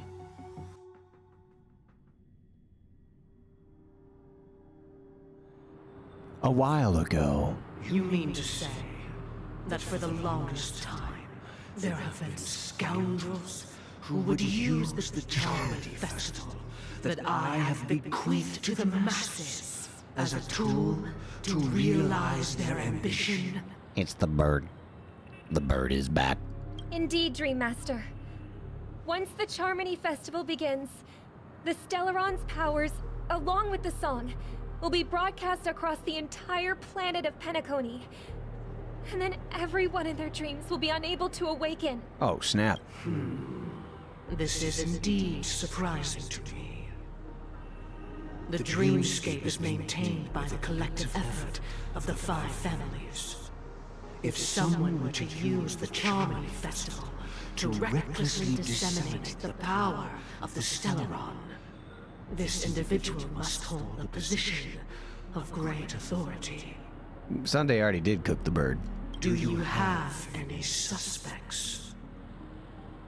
I'd like to ask, did you really not know of the Stellaron's existence? I would have never thought that this nameless would point the spear at me. Quite astonishing indeed. If I have offended, the Astral Express extends its sincere apologies. But the current circumstances are dire and leave no room for meticulous inquiry. We're doing this out of concern for the dreamscape's safety. So, if you could, please alleviate our concerns. Oh, what's up, man? Hey, thank you. You finished the story. You have to say the voice acting brought Boothill to life. I don't think you've ever laughed at someone censoring swear words. Oh, man. Well, thank you. I appreciate that. Thanks for coming and saying that. I appreciate that very much. We're getting through it ourselves. I'm trying to get through as much as I can. Dream Master. There's It's so many just to prove that the Charmony Festival has nothing to do with the Stellaron. If we're being overly cautious, I will return to the stage to offer tribute in song, just per the arrangement. Birdie. Sunday, Robin, I've watched you two grow up and know your dispositions like the back of my hand. Both of you, right now, can surely be lauded as their most devout advocates. I already know your resolve. Okay. The magnitude of this matter is enormous and cannot be taken lightly. Since Mr. Yang has asked with such earnestness, I will personally respond in kind. If there is a need, the entire Oak family will be mobilized to heed your call. Wild. Someday, might I ask you to beseech them to cast their light unto me, and question me in their stead, so that no lies may be concealed? I will do as you command. Robin, could I entrust you to be present as a witness, to document the truth, and to proclaim my innocence, so that all slander may be utterly dispelled? I will do as you command. May thy will be carried out on earth, just as it is in the heavens. What's something you think Boothill would genuinely say if he was in this scene? Be like, I have no idea what you muddlefooters are talking about. Oh, triple-faced soul. Please sear his tongue and palms with a hot iron, so that he will not be able to fabricate lies and make false vows. Boothill's just an extension of me.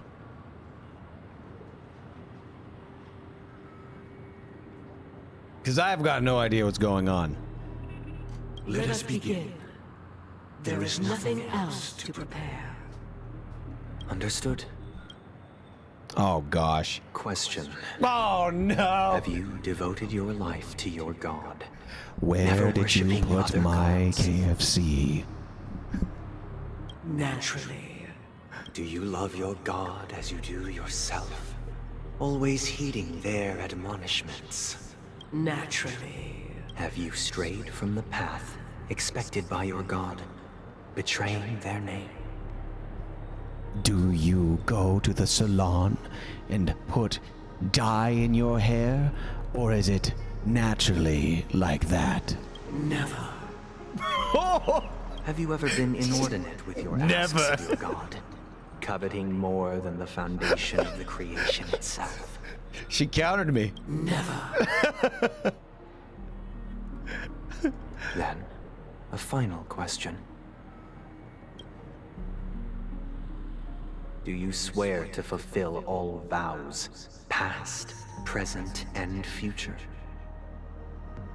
With the Eon as my witness, if I do not deliver on my words, or if I renege on my vows, may I be cursed in accordance with divine law. Dude, look at the little cartoon going on back there. That looks like a cute little cartoon. It's cool. They have seen your faith, and have endorsed your faith. With this, it can be evidenced. What's up, AJ? Just a moment. I need you to zoom in on my mouth. What is it, Mr. Yang? I have another question I hope to have answered. To my understanding, the family's harmony and prosperity have never relied on so-called divine laws. The god you both mentioned, are they truly Xipe?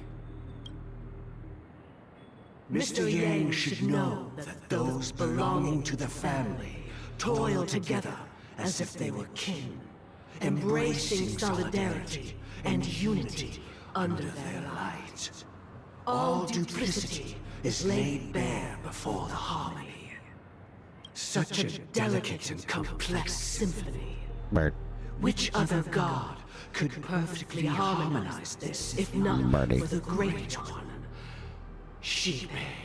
Perfectly harmonize. Therein lies the problem. It isn't an outsider lurking in the shadows who changed the harmony, but a dissonance that has surreptitiously emerged from within this very symphony itself. In the distant past, there existed an Eon. With one flick of the wrist, they crafted the laws of the cosmos. Their followers formed the Beyond the Sky Choir, spreading solemn and reverent hymns throughout the universe. Dude, well, it's laying down the law. Later, they fell. The route traversed by this Eon clashed with the harmony, ultimately being absorbed and fused into it. The chorus that once reverberated across worlds fell silent, and when it echoed anew, it was transformed into the hymn of harmony. I mean, you know when like Welt's about to like go all in and like drop the mic when he steps forward and stands completely still. He just doesn't move. And he talks like this and makes you listen because he knows every word, and you get wrecked as he stands and becomes Peepaw. Though an Eon may perish, paths with no masters still linger. In the all-forgiving harmony, echoes of bygone dissonance may subtly arise. Mr. Yang, being overly astute can be a detriment. Let Peepaw cook and drop that mic. Especially when you find yourself alone. Let him cook. And without allies. So this is how it is. For the sake of our grand cause Sunday, please afford us to an opportunity to rest. Well, Loki and someone in a battle. Neutron, proton, mass effect. Lyrical observation, I'm a relevant mass spectrograph, your electron volt. Atomic energy erupting as I get all open on betacons, gamma rays, thermo cracking. What? What? I don't know, Robin. I'm losing my mind.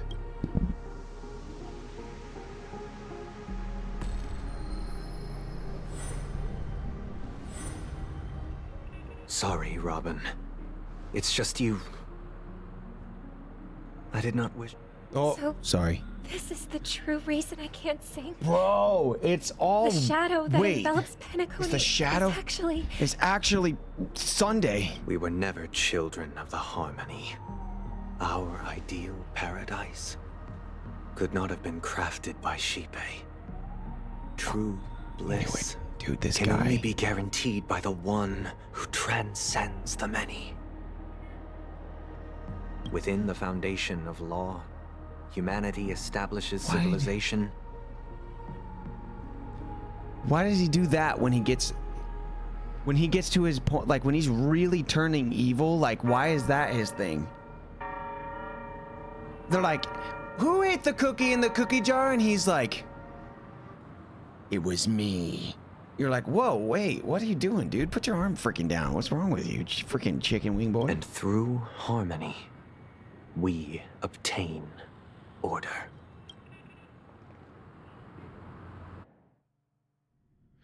I don't trust that guy. Unbelievable. Yeah, To I know. think that there would be remnants of the Order on Penacony. What have you done with Mr. Yang and Miss Robin? You put him in a cage. Don't worry. I just gave them some time alone to ponder their fates. You should know that these actions make you an enemy of the Astral Express. Should we need to stand against the Nameless, it would only be myself and the Oak family involved. But we haven't reached that point yet.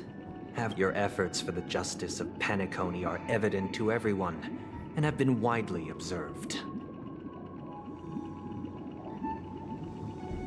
Give Mr. Yang back to us now. Stop beating around the bush and get to the point. You want to talk terms with us? Yeah, stop beating around the bush, get to the point. Patience is a virtue. However, I won't hold it against you. On the contrary, I'm here to make my intentions clear. If it is the Order that drove you to imprison Welt and Robin, and you're using them to coerce our compliance, then there'll be no point in entertaining any type of discussion. She's gonna take you down. You're mistaken, Miss Himiko. They are in very safe hands, and just as the family has always proclaimed, no one can be harmed in the dreamscape, least of all in the beautiful new world belonging to the Order. Penacony and the entire universe have witnessed far too much innocent bloodshed. The strong wield their blades against the weak, and the victors push the vanquished to the brink of life. Natural selection. The world abides by this principle, establishing the well-being of humanity atop the corpses of the downtrodden. Only we, or rather, I, possess the power to put an end to this farce.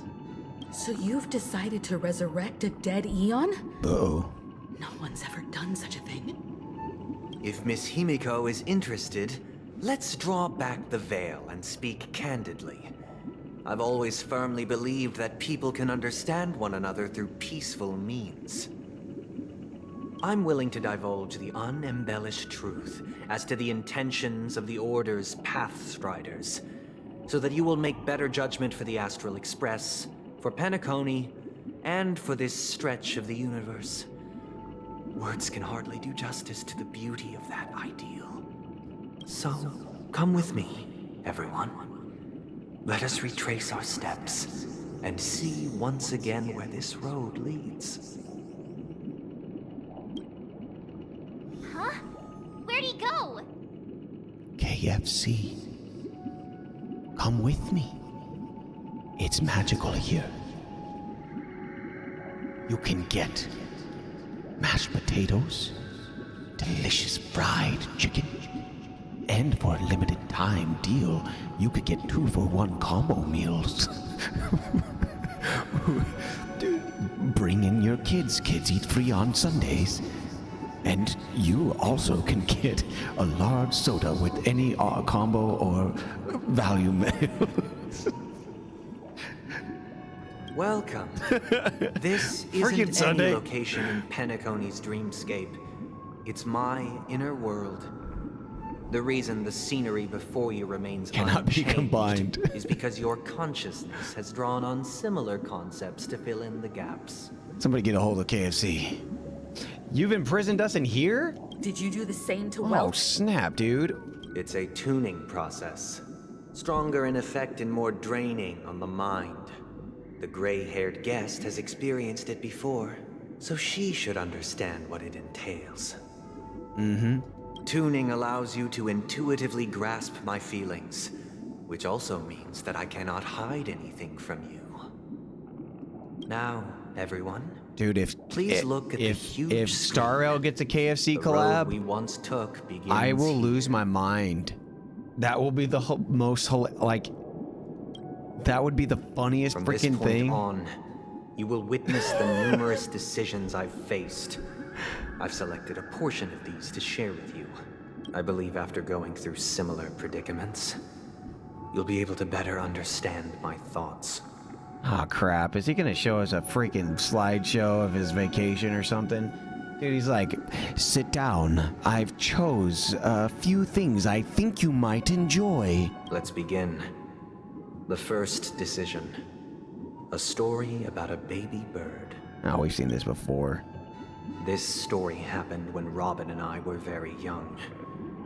We were victims of the Stellaron disaster, and the family's Mr. Gopher Wood, who would later become the Dream Master of Penacony, saw that we siblings had no one to turn to and took us in later on. Robin and I lived a time with nary a care in the world. One day, after dinner, while my younger sister and I were lounging about in Mr. Gopher Wood's yard, we spotted a fledgling Charmony dove all on its own. That baby bird was tiny. It didn't even have all of its feathers, and it couldn't sing. When we found it, it was already on its last breath, having fallen into a shrub, probably abandoned by its parents. Poor bird. We decided to build a nest for it right there and then. However, thinking back, that winter was unusually cold, with fierce winds at night in the yard, not to mention the many poisonous bugs and wild beasts in the vicinity. It was clear that if we left the fledgling in the yard, it stood no chance of surviving until spring. So, I suggested we take it inside, place it on the shelf by the window, and asked the adults to fashion a cage for it. We decided that when it regained its strength enough to spread its wings... We already see this story? We would release it back into the wild. The tragic part, something that we'd never considered, was that this bird's fate had already been determined long before this moment. Its destiny was determined by our momentary whim. Now, I pass the power of choice to you all. Faced with this situation, what choice would you make? Would you let the birdie go? Or would you describe what's in this picture? Which will it be? The choice is up to you.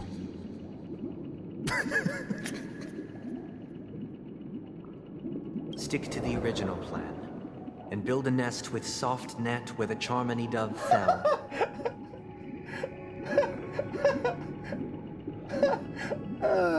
Or build a cage for it, and feed it, giving it the utmost care from within the warmth of a home.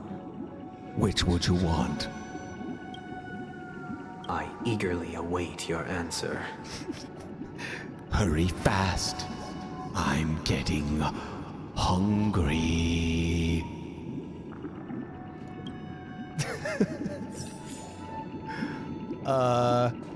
Build a cage, build a bird nest on the spot. Yeah, let's help the bird out.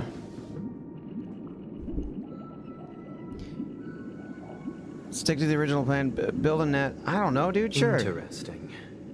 Since you've made up your mind, allow me to reveal what fate this choice will bring to the fledgling.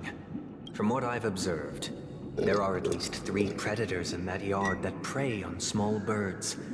The Vosicle Scorpion, Asdano Wolverine. The second I saw him telling that stupid the bird story again about him freaking destroying the bird. He's literally just gaslighting you, trying to make you feel like, well, you see why you're wrong. You see why you're wrong. You see why the thing that I did was the right thing to do. Even if they shy away from humans, these animals are still near apex predators in a fenced location like a yard. In such a location, KFC doesn't even have the best chicken. Only one fate awaits that little Charmony dove. A painful death. As for the choice you made, I am deeply sorry. Now, let us advance to the second decision. This time, it's the story of a dream chaser. I would prefer Canes over and what is it Zaxby's? I think it's called Zaxby's. There's one in the eastern side of the country that I went to.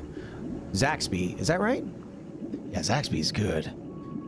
Also, when I was touring in Jersey Boys, we stopped in Memphis, and I will never know what the name of this place was because the people who worked at the theater with us, we all had like costumers and stuff, and they all were locals, and we asked the locals in Memphis where the best food is, and they all recommended this place, and it was like this little like awesome shack downtown, little south of Beale Street, and like, oh my gosh, that chicken was insane. It was so good. This story and yeah, happened Canes when I is was good. appointed as Bronze Melodia, a position exclusive to the Oak family, charged with listening to the problems and vexations of Dreamscape residents, and providing them with the relevant guidance. Oh, Jollibee's good too. It was during that period that I had the opportunity to hear voices from all corners of the Dreamscape. Joy, sorrow, arrogance, regret. Chicken. The complex tapestry of human nature that formed the world. And I was fortunate to catch a glimpse of it. He was a dream chaser and an illegal stowaway. Just like the rest of them, he came to Penacony in search of a better life, except that, to most people, the price he paid, I suppose you could say it was everything. He told me I sold everything I could at home. The house, the land, even his 2 children. You cannibal. He said he could not afford to raise them, and that at least they could eat if they lived as slaves. At least they could eat. I'm sorry. This is so dramatic. Like the text is so dramatic. The fact that he's talking about how these He had a plan in place. He would buy back his children once he had made his fortune. This is so bad. Enjoy Penacony's I mean, not beautiful dialogue, dream just me putting in the Alas, chicken and making light of this his plan really to dramatic. smuggle himself was somewhat That's bad. clumsy. He's and he doing was great. sniffed out by those pig-headed hounds. Listen, whoever's doing Sunday's voice is really killing it. Really doing a good job. Whew. I didn't know this was going to be so dramatic. After hearing the Dream Chaser's story, I immediately appealed to the Bloodhound family to cease their pursuit. That way, at least he could live peacefully. But I was still too naive to the ways of the world. I did not anticipate that what I thought was a kind gesture Griffin's would awesome. later lead to dire consequences. Griffin's killing it. Griffin's really good. I'll tell you the outcome soon. For now, I'd like you all to make a choice. Will you do as I did and try to convince the Bloodhound family to stop their pursuit so that the Dream Chaser may live peacefully and realize his wishes?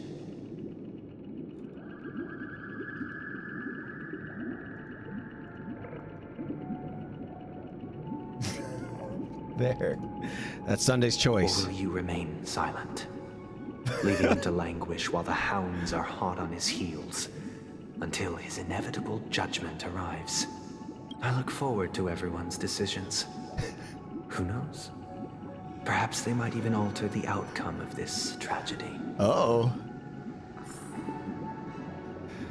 I'm convinced the bloodhounds to cease pursuit, remain silent, and enforce the law. Let's go, Judge Dredd. I am the law.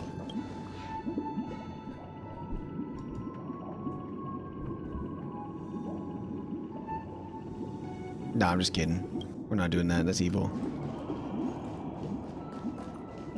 I don't even know. I don't even know what this decision is. To witness you arriving at the same decision.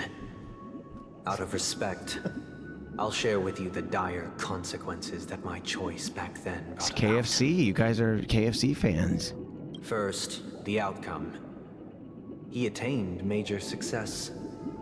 After avoiding capture, he ran a business for a few years, very quickly making a name for himself, elevating his status.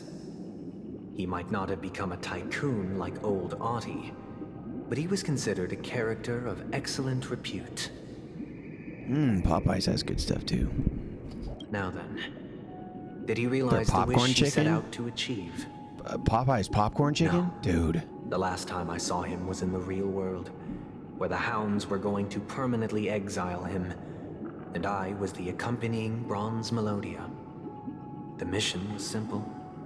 Listen to the criminal's repentance. He told me the reason he was in this predicament was because he conspired to usurp the head of the Alfalfa family. When I asked him about his 2 children, he instead responded with a question. What children? In the end, my heart aligned with the harmony, and the good deed I dared to undertake held no value, turning instead into a wrongdoing.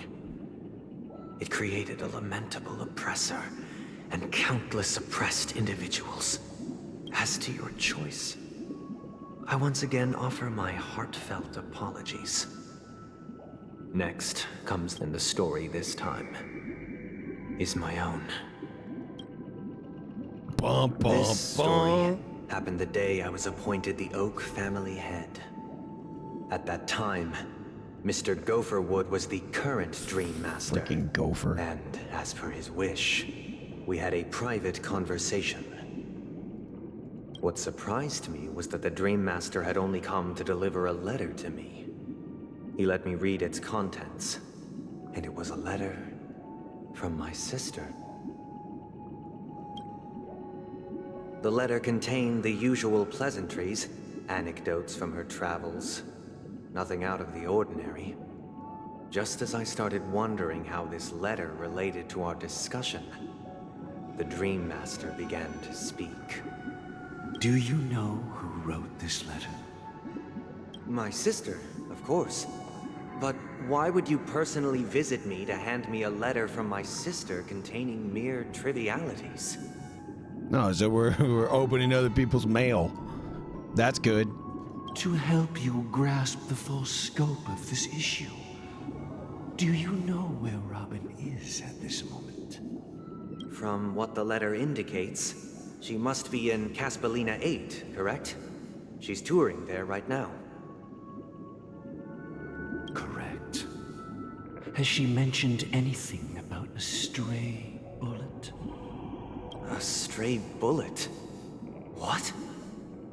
What does that even mean? A war has broken out on that planet. It is because of this very reason that Robin chose this destination. To spread the word of the harmony. And to save the lives of that planet. She personally made for the front lines. She hoped to ease the people's suffering with song, and was willing to brave mortal danger to deliver the IPC's medical supplies. Unfortunately, stray bullets show no such compassion. Is she all right? If the operation was successful, she should probably be recovering in the field hospital. Bro.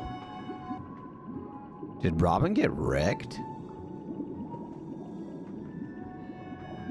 Oh, snap. By the Eon above, The bullet struck her neck directly, yet possibly as a reward for her consistent deeds of harmony.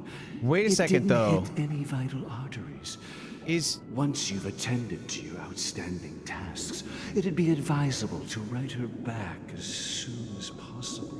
Dude, why is this guy so creepy about it?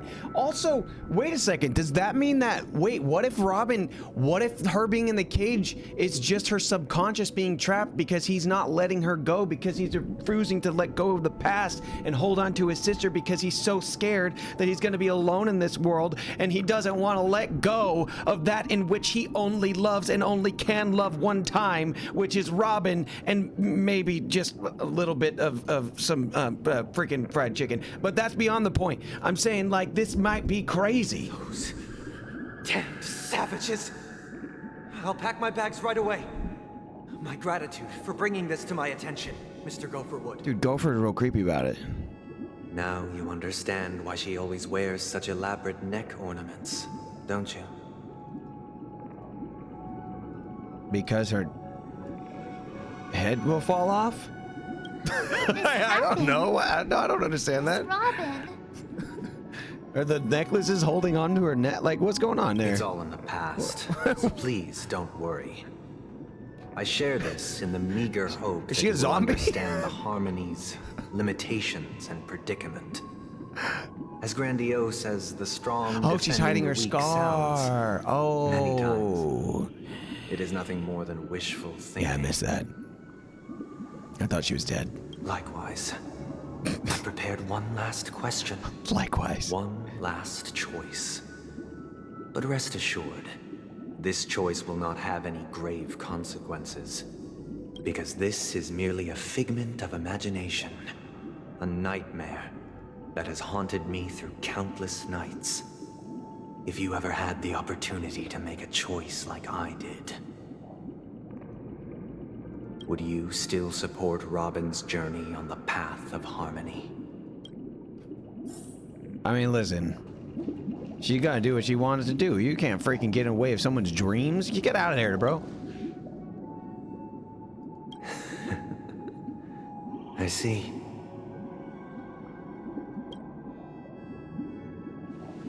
I am now aware of everyone's stances. Mm-hmm.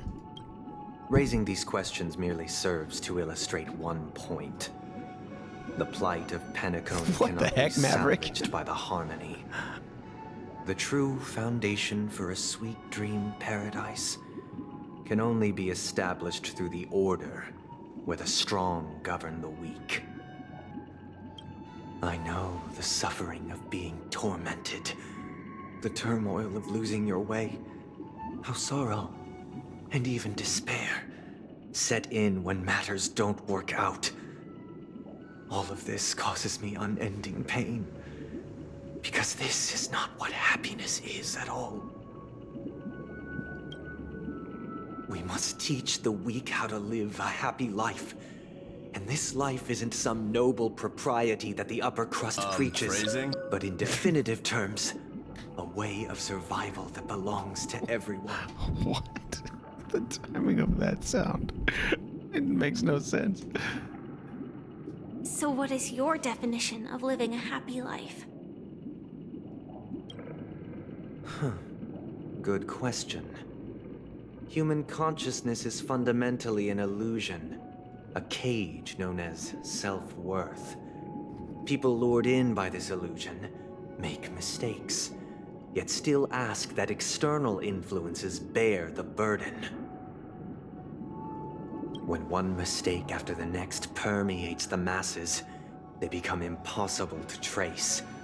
Thus, the amassing of these individual cages culminate to form a prison, a place dictated only by the rule of survival of the fittest.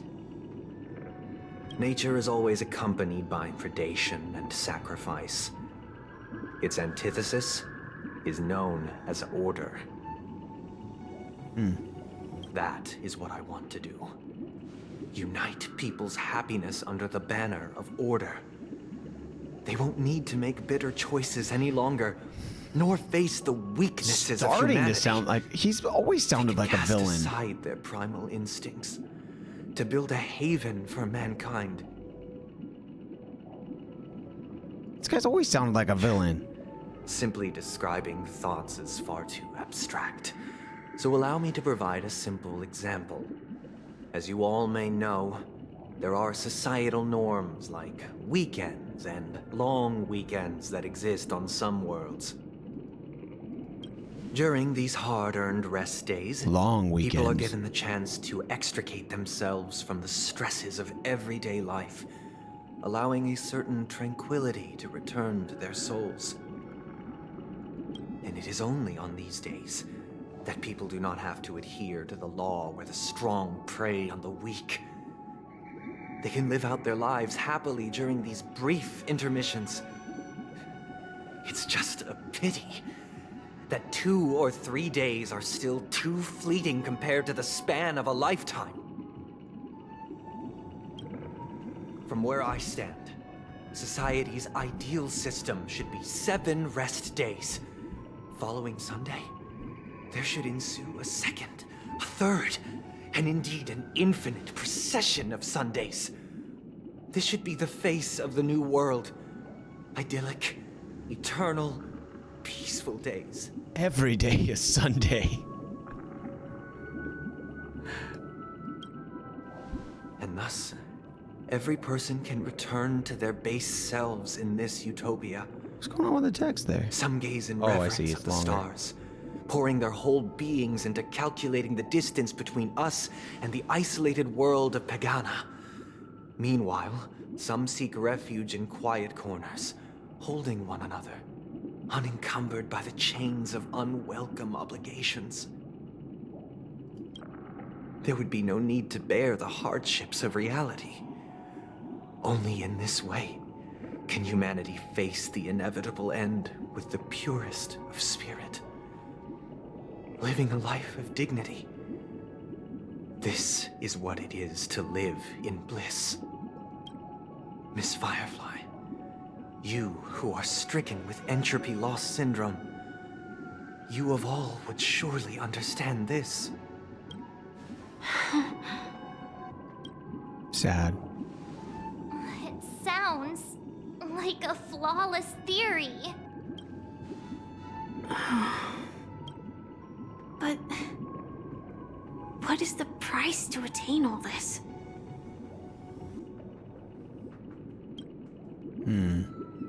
The cost is minute, merely a personal and eternal sacrifice. If this paradise is to be maintained for everyone, someone must remain trapped in solitary awakening until the end of the cosmos. Oh, jeez. Brutal. Awakening. Which means that this so-called paradise is still a dream. Stepping into this paradise means forsaking reality, correct? It is not forsaking, but transcending. Flesh, blood, sorrow, weakness. If the physical is the root of spiritual suffering, it is only logical that we defeat it. But in this supposed bliss, people won't have defeated their demons. The chance to overcome their tribulations would be forever lost to them. In other words, it is an escape. That's another way of understanding it. But there is no shame in escape. On the contrary, the seeds of escape exist in everyone's hearts. Don't you agree, Miss Firefly? And as to why we sleep, it is because we are afraid to awaken from our dreams. But this is not in conflict with the grand plan.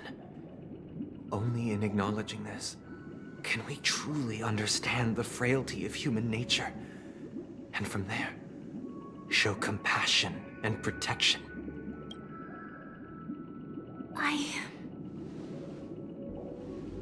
I admit that you are a born leader. Your perspective on humanity brims with pessimism.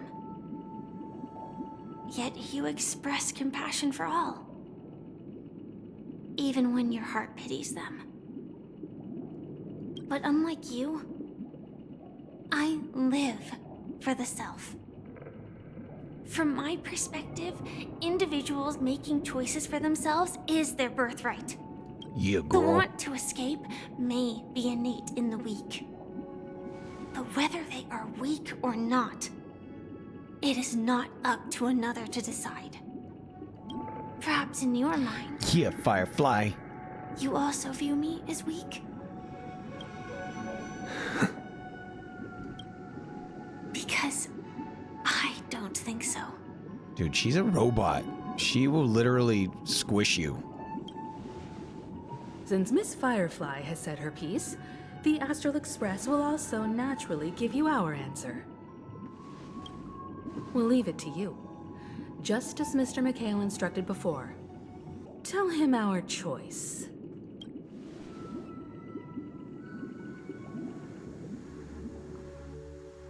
Wow. That was a lore dump and a half, dude. That was a lot. What is this place? What's this? Oh, somebody shared. Oh, this is cute. This is oh, this is Sunday as a little kid. Somebody drew Sunday as just a little kid. Before we move on, this is it right here. It's really cute. Oh, looks just like him. He's so cute. Oh, Sunday. Wow. It looks just like him. Question. What choice would you make if we were going to KFC or maybe Chick-fil-A? Or perhaps maybe what if we were going to Raising Cane's? That is not the right answer. Can't you see why I'm right and you're wrong? Can't you see why you're dumb and I'm smart boy? When we have snacky snack time, we listen to Sunday. Does this place ring any bells, Misha? I don't know, but I feel a sense of déjà vu. What is this place? It's the realm within a dream bubble. This was left to the Astral Express by a nameless, but weirdly, when we entered it, it was completely empty. Dr. Edward from the Dreamscape sales store told me that dreams are formed from memories, and a dream bubble can't take shape if its core is empty. So I thought you might be able to help us in unraveling this mystery, Misha. As a hotel doorman, you know Penacony best among us. I don't know much about dream bubbles, but if you want to figure out what this mansion is, I'll do my best. I'm counting on you then. Himeko, I still don't get it. Why were you so sure that Misha had a connection with this dream bubble? I wasn't sure. Yeah, how did we get here? It's just a hunch. But since Misha feels familiar with this place, We're my confused. hunch might be correct. This place looks a bit familiar. Exactly. This is where you and Firefly encountered death, which we now know as dormancy. Considering its connection to Dreamflux Reef, it's not surprising it appeared here. The question now is, who brought you here? Based on the clues we have so far, it's unlikely to be that masked fool. So identifying them is crucial to us. We're drawing closer to the truth once more. Let's give Misha some time, as I believe he'll unveil the secret of this dream bubble. All right, but there are doors all over the place. Which one should we choose? Do you have any idea, Misha?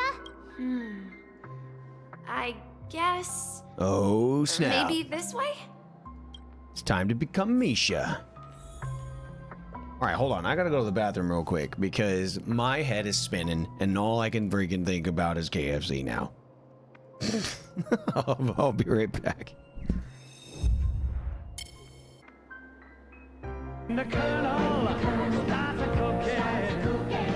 Things start looking good.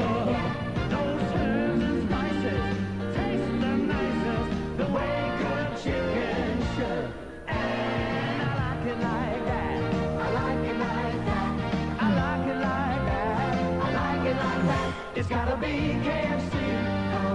it like that. Today's KFC. I like it like that. What the heck are you guys watching, dude? Like, what the? What? I literally I left for like 2 seconds. You guys are watching freaking KFC commercials?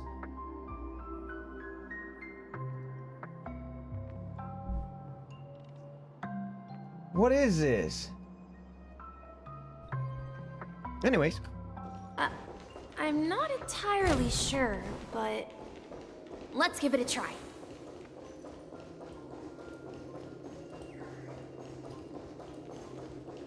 Wait, you managed? Weird. This place is quite different from the hotel. But I feel like I've been here before, and Bro. even lived here for a while. We were watching last night, and freaking Sayu pointed this out. Look at Misha's eyes. Look at Misha's eyes. Sayu pointed this out. They're freaking locks. I had no idea. And Sayu was like, wait a second. And I was like, wait a second. They're cool. I had no freaking clue. That's such a cool random feature. I don't really understand why. I guess he's a hotel like locksmith or something. Maybe, I don't know. If I remember correctly, there should be a fireplace down that hallway. Clocky and I used to sit by the fire, listening to the crackling of firewood. Clocky's dead. And the room on the other side Clocky was got turned into firewood. the toy room. I loved spreading out all the toys from the box on the floor and making up stories for each of them. It's Misha's eye. Hold on. This doesn't make sense. Didn't I grow up in Dreamflux Reef? So, what is this place? Don't know. This could be a case of amnesia. But don't worry, Misha. It's common for everyone to forget certain aspects of the past. CFL. Those memories haven't vanished. They're just lying in the depths of your mind. We can surely get them back. Since this place seems familiar to you, why don't we explore a few more rooms and see if you can recall anything more? Yeah, then let's check out the rooms I just mentioned.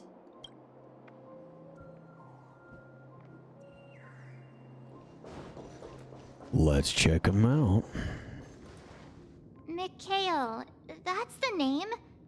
Now we all know him as the one. So, who is he talking to? Do you know anything about it, Misha? What do you mean, who is he talking? I'm sorry. I don't know much about the watchmaker. But, Mikhail... Anything special about that name?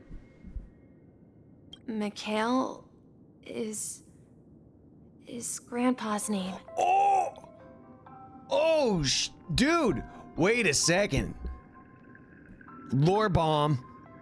Grandpa? Do you mean you're the watchmaker's grandson? But we haven't heard anything about the watchmaker having descendants. Peepaw. And the name Mikhail is not rare. Perhaps it's merely a coincidence. Could you tell us more about your grandpa, Mikhail? Yeah, sure. He was a seafarer who fearlessly ventured into mysterious seas and storms. He was always on the sea and had lots of friends who accompanied him on his travels. He didn't want me to call him Grandpa because that would make him sound old. He What up, believed he Burgle? was still young. The name Mikhail was given to him by his parents, Mihaly and Elise, both renowned seafarers. Good night, Gwen. We'll catch you later. Or good morning. Every time he came back, he'd share his logbook with me and tell me about his adventures at sea. I want to become a great adventurer, just like him. Oh, snap. It appears that the seafarer has nothing to do with the watchmaker. Weird. So, perhaps it's just a coincidence? So, where is your grandpa now? He went off on a new journey, and it's been quite a while since I last saw him.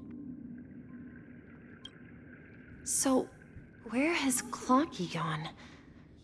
Did he leave to protect Dreamville? Maybe. Clocky is the firewood. Right there. Look, it says okay, Mikhail. Clocky has become the firewood.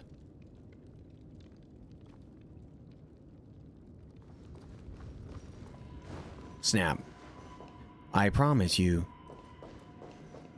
If you guys don't know who Burgle is, by the way, Mr. Burgle in the chat. Mr. Burgle's the voice director of Genshin Impact. Heard some noises The from one and room. only.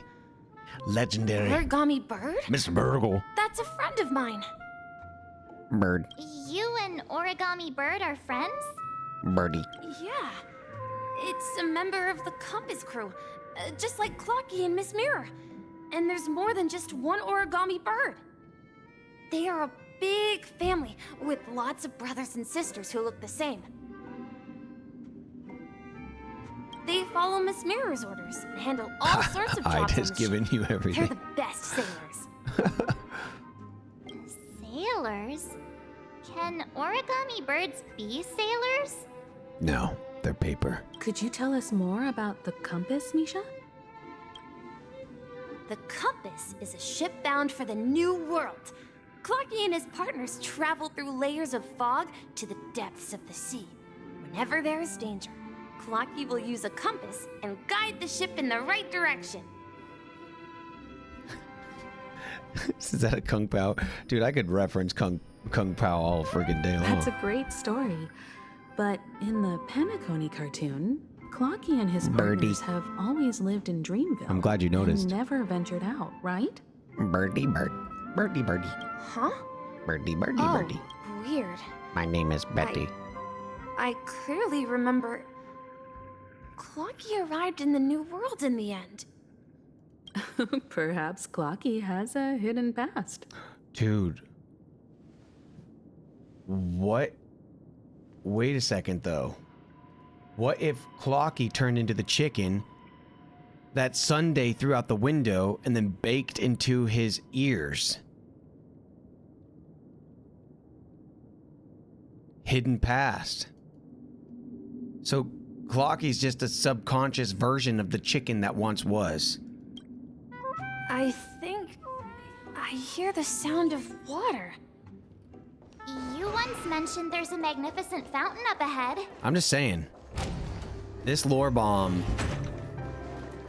it's real intense. There it is. The water resembles a precious jewel embedded in the dreams of all seafarers. I might be onto something. Yeah, it's the only logical explanation for all this. Every time I gaze at the shimmering lights beneath the waves, it feels as though I'm back in this place, standing by your side. Have you recalled anything, Misha? Yeah, I saw these sentences in Grandpa's logbook. He used to say that despite the perils of the sea, whenever he stood on the deck in the afternoon, overlooking the sparkling waves, he would think of this fountain in front of his house. He often said that those moments felt like returning to his family's side, and the difficulties at sea didn't seem quite as challenging. You know, I quite understand such sentiments.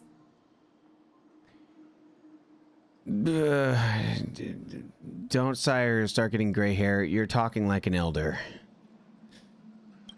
You're talking like Peepaw. I'm not an elder. I was just being a bit sentimental. Perhaps every adventurer far from home carries a fountain within their soul.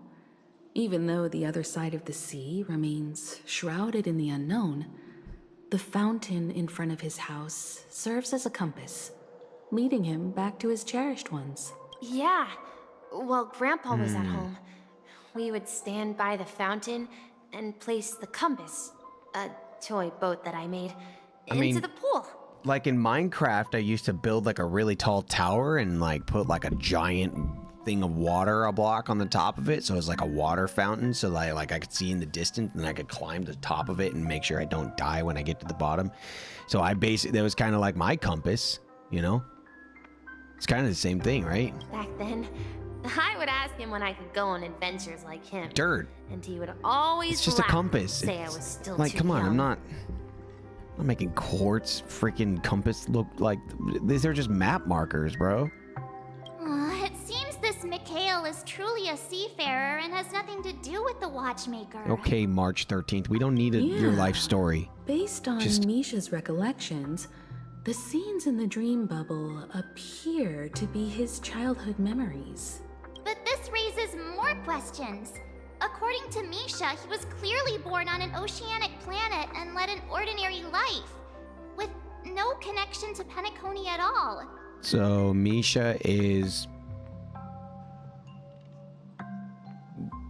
Fremine. Is that his name? Wait a second. So Misha's that kid from Genshin that swims into the water. Could this be some sort of metaphor? Perhaps the sea refers to the memory zone. I'm sorry. I don't know, but my memories keep pouring out uncontrollably, like water flowing from a fountain. Perhaps I'll remember more things if we go further. You won't. I mean, you maybe will, but well, you probably will. I wish to share your burden. We're going to the opposite side, right? No, we should turn left here. What's my favorite potato dish? Something feels different about Mashed this. potatoes, French fries, The atmosphere in curly this room fries, feels totally different. baked potatoes. Dude, baked potatoes from like a Renaissance festival? Oh. Can we talk? Like, I'm telling you right now, I'm the type of guy that could get a baked potato with mashed potatoes on top and dip my French fries in the. I'm such a. Like, I have a friend from Italy and he's like, why do Americans love potatoes so much? And I'm like, I don't know. Misha! You finally come! Firewood! You're here! You're here! Yeah. This is the room where we first met each other. Are those books on the bookshelf logbooks left behind by that seafarer? Yeah.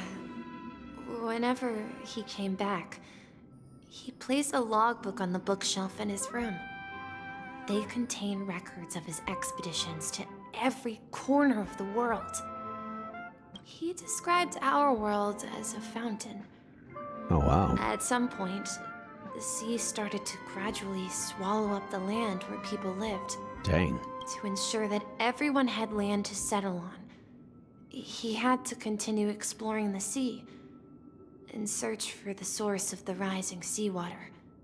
On that day, he called me to his study, telling me that he was embarking on another journey. However, I could sense the gravity in his expression. It was the same look I had seen on my father's face before his final voyage.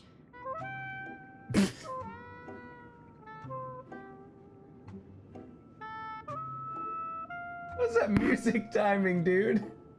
It was so sad. Before his final voyage, and it's like blim, bloom, boom, bloom, boom, bloom. I asked him if I could go with him, but he said that my adventure lay elsewhere. He told me to stay home and patiently await a certain sound at the door. What sound? He told me about a vast ocean in the sky. An ocean of stars. He spoke of a train that transports children with a desire to venture far away, traversing the sea of stars without ever stopping. He said that He knew the crew on the train. Clocky's very impatiently That waiting he for had this. asked them to take me along. He said the journey I had always dreamed of would start there. A train? Could it be? Like our train? It's the Astral Express. Oh, snap. I remember now. Cool. Grandpa's friends are a group of nameless who came to this world to resolve a disaster caused by a star. Oh. Then, he gave his pocket watch to me. Where's it at? It was his cherished treasure, appearing in every one of his adventure tales. He explained that difficult times were ahead, but assured me that the watch would guide me. I'm gonna try my best, Chalked Baldy, to get E6 at least. We'll see about S5 though. As long as I kept moving forward, I'd eventually reach my desired destination. And then, it was as if I heard the distant sound of a train whistle, echoing throughout the room.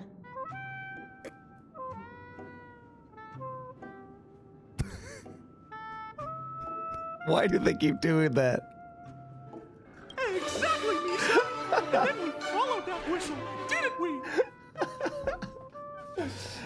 Yo, thank you for the subscription. Welcome in. Subibos.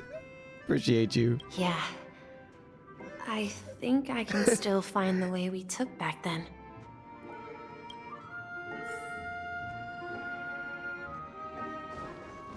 This is the dream jigsaw. Do you remember? Hey, the shape. Looks like we're just...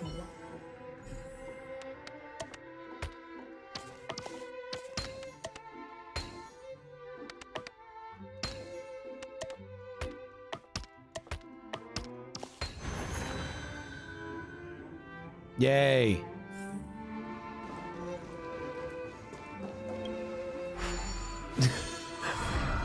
What just happened?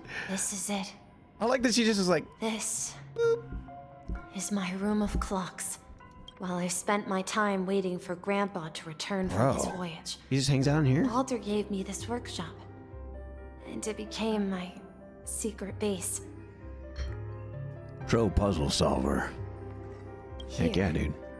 I learned how to repair clockwork and gears out of my fondness of precision mechanics.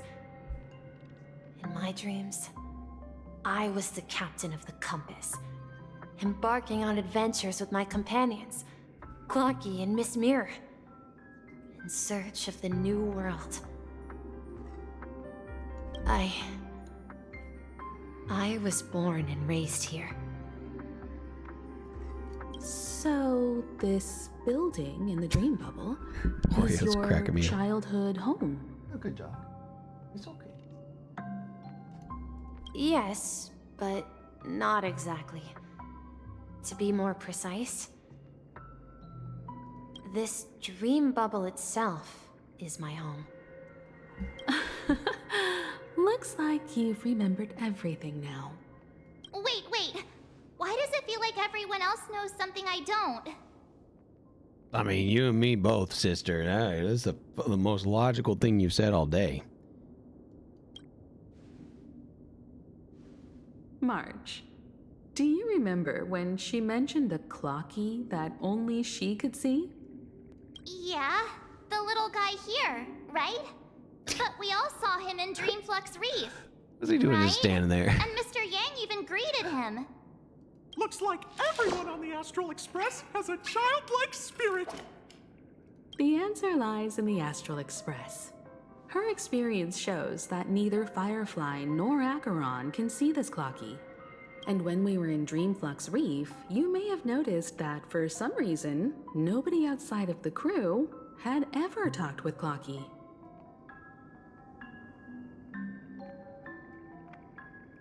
Yeah, I noticed that. A mimetic life that can only be seen by a select few? It's just like a hidden message, left by someone for the nameless. But Misha can see Clocky too, right? They even grew up together. But Misha hasn't started the way of the Trailblaze yet. That's the key to the mystery, March. Now, take a moment to Get recall. with the program, March. Have you ever seen anyone outside of the crew interact with Misha? He's a ghost. Wait. No way! That's the answer, March 7th. This dream bubble is the place where I was born. And I'm a dweller in this dream. He's just an NPC. Just like a memory zone meme. I should have stayed here and waited for you. But when reality and memories merged, I unconsciously pushed open that door and left the bubble with Clocky. So it's not that the watchmaker's dream bubble is empty, but rather the stuff inside ran away? And the whistle you heard was the sound of the express arriving at Penacony? That's one way to see it, but I believe there's a longer story behind all this. It's best for Misha himself to explain all the details. Lay it on us, Misha. How about we start with your name? Now, should we call you Misha, or... Thank you all for helping me rediscover my true self. Now, please allow me to reintroduce myself. I was born on Lushaka, in the Presmere system. Adopted by seafarers Mikhail and Char. They gave me a treasure. A name that carried their hopes. Mikhail Char Legwork. Or simply, Misha. Me. Ah, I see. He's cool. If you prefer, you can call me by a more familiar name. The Watchmaker. You are the Watchmaker! Cool! So, you're the watchmaker himself? Unfortunately, that Dude. legendary figure is no more. I'm only a reflection of his life. As for the child who has been with you, he's the innocent protagonist of Misha's childhood dream. Oh, snap. Friend of Clocky, a young apprentice, and a future mechanic on the Express. Mechanic? And this also marks the beginning of his journey, devoted to the Trailblaze. At the end of the journey, I left left this little flame, which I so cherished, in my deepest dreams, hoping to pass it on to the nameless of future generations. However, he somehow left the dream bubble and forgot all about his task. I apologize for all the confusion this caused. Say, why you guys got the weirdest names? You're asking somebody named Gallagher's Button why they have the weirdest name and your name is Chalked Baldy? Baldy? Your name is Chalked Baldy and you're asking people why they have weird names?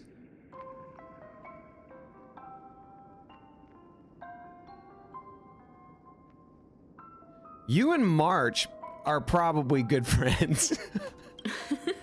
Because he was born with a desire to trailblaze, wasn't he? I don't think Misha has forgotten his role as a guide. He remembered it, and that's why he mistakenly appeared as a hotel doorman in her dream from the very beginning.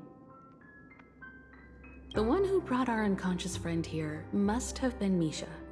If that's the case, we encountered the Watchmaker's legacy from the beginning, didn't we? Well, I have a sarcastic friend who says I always take big detours and end up back where I started. Perhaps that's what every nameless has to go through. But in the end, you found me. I'm sure you're all wondering what my legacy is. I believe my hound has mentioned the Stellaron and my wealth. If I may apologize, the Stellaron part is real. As for my wealth, however, it's nothing more than a baseless rumor. I left my homeland as a child and embarked on the journey of Trailblaze. Takes a long time. I traveled to various Gallagher. planets until finally reaching Esdana, where my friends and I built the original Penacony and fought for its future ever since. I've been moving forward all my life, doing what I could to overcome the obstacles in my path. But ultimately, my journey reached its end, and I left behind no possessions worth entrusting. Dang. So, if you ask what's left within this worn-out train engine that can be called a legacy, I suppose it's the things that are still burning in the engine's furnace. Now that you're well aware of the current situation of Penacony, I certainly hope that you'll help me get this world back on track. Well, we'll try. But I'll leave that decision to you. For the path of Trailblaze is never paved by others. All I have for you is a story and two gifts.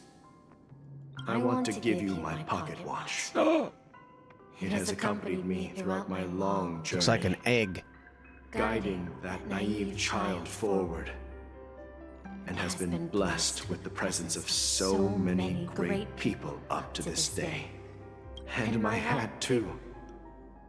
The one who navigated for me placed it on my head and planted a fanciful thought in my mind. The trailblazing expedition will never end. Now, it's time for you to make your choice.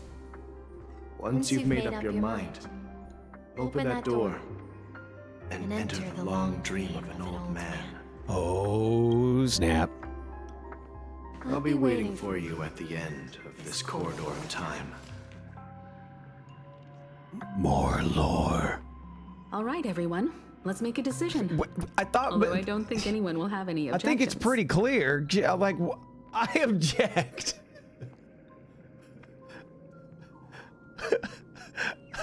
I'm gonna say I object, just because I gotta see what it does. Oh, come on. Stop joking at a moment like... In that case, the vote stands at 2-1. Then let's proceed together to the end of this stream and tell Mikhail our decision. Oh, that's awesome, dude. That's funny. That's pretty cool. I like that little lore bomb. That was a pretty good one. Flashbang. Off into the distance. Here we go.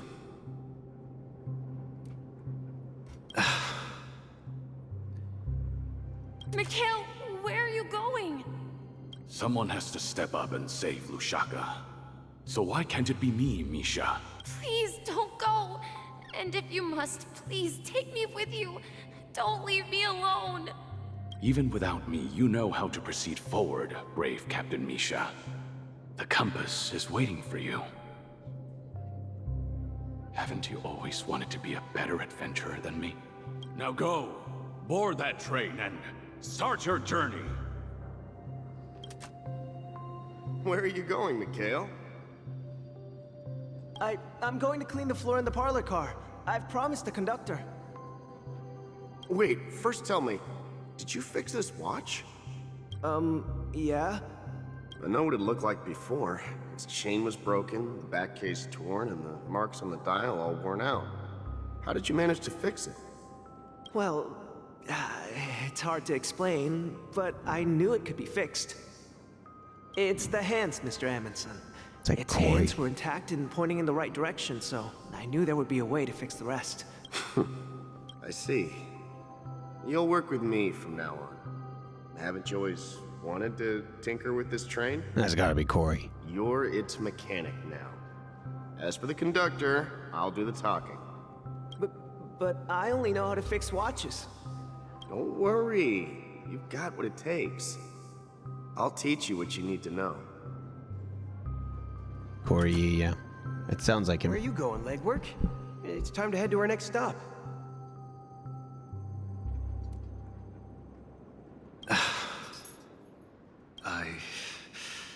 I'm staying in Astana with Rosalina and Tiernan. I see. This place reminds you of home. The people of Astana have only achieved a tiny victory, and still have a long way to go towards true freedom.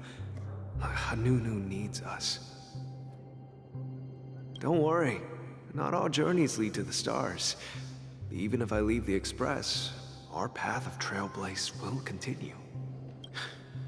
Yeah. I knew you wouldn't stay on the Express forever. Leave in peace, my friend. And, take this with you. This is Mr. Amundsen's hat. But why? When he departed, he said he would leave it to his best student. Well, I suppose the time has come. Farewell, legwork. Take care of Tiernan and Rosalina. And don't forget to write to us.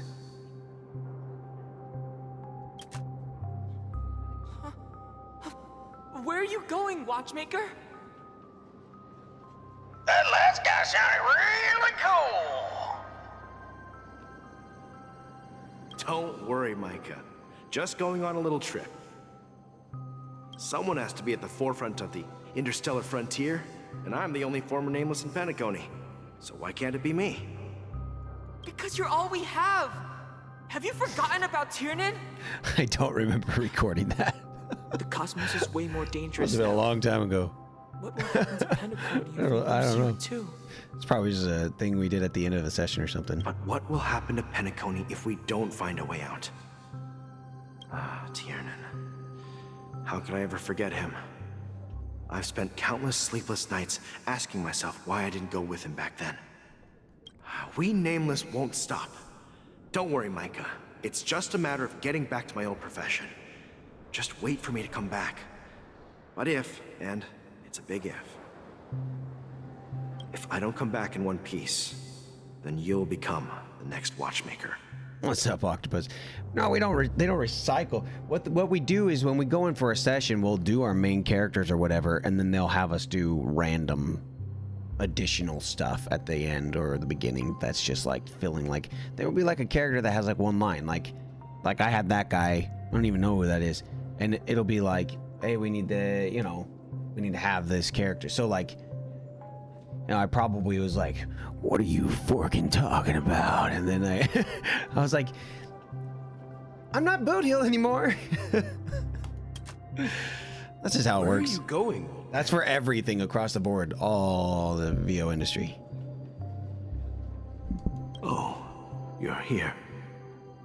Answer my question. What are you up to? Relax, Gallagher.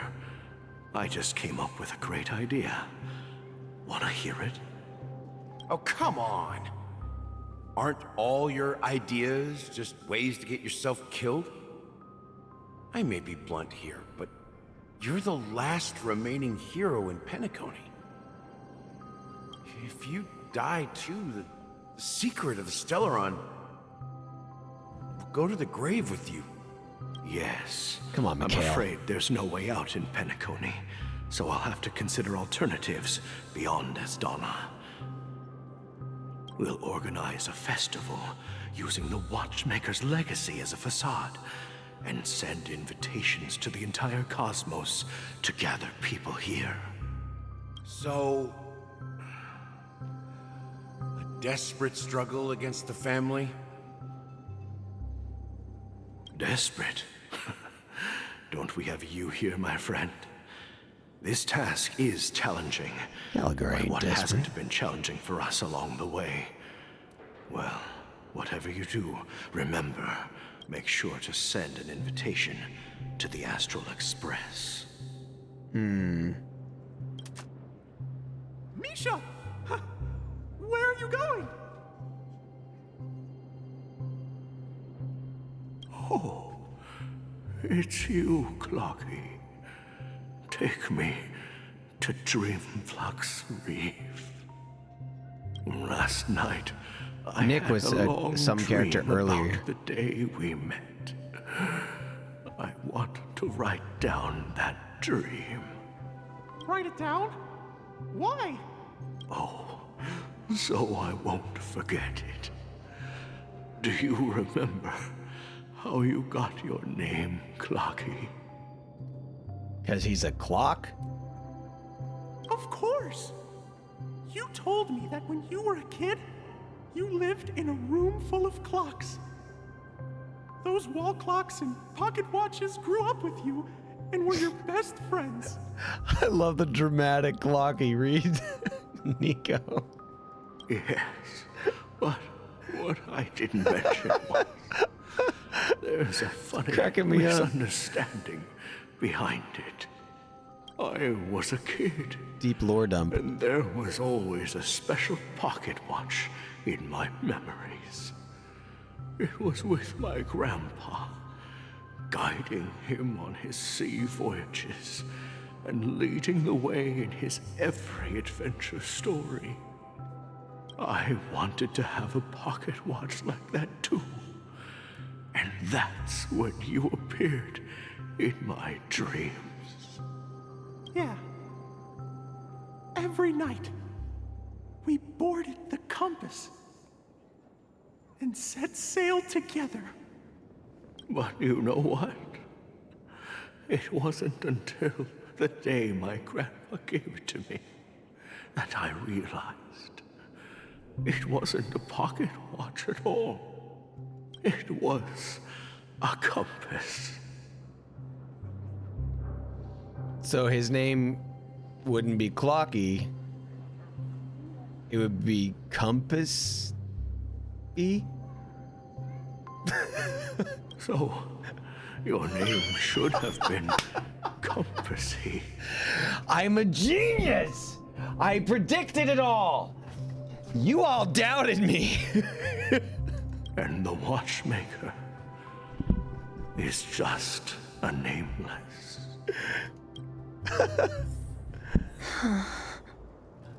We've arrived at Dreamflux Reef. So, where to next? Shut up, Compassy. You know, Clocky, I don't think I'll be going anywhere else. Why am I walking?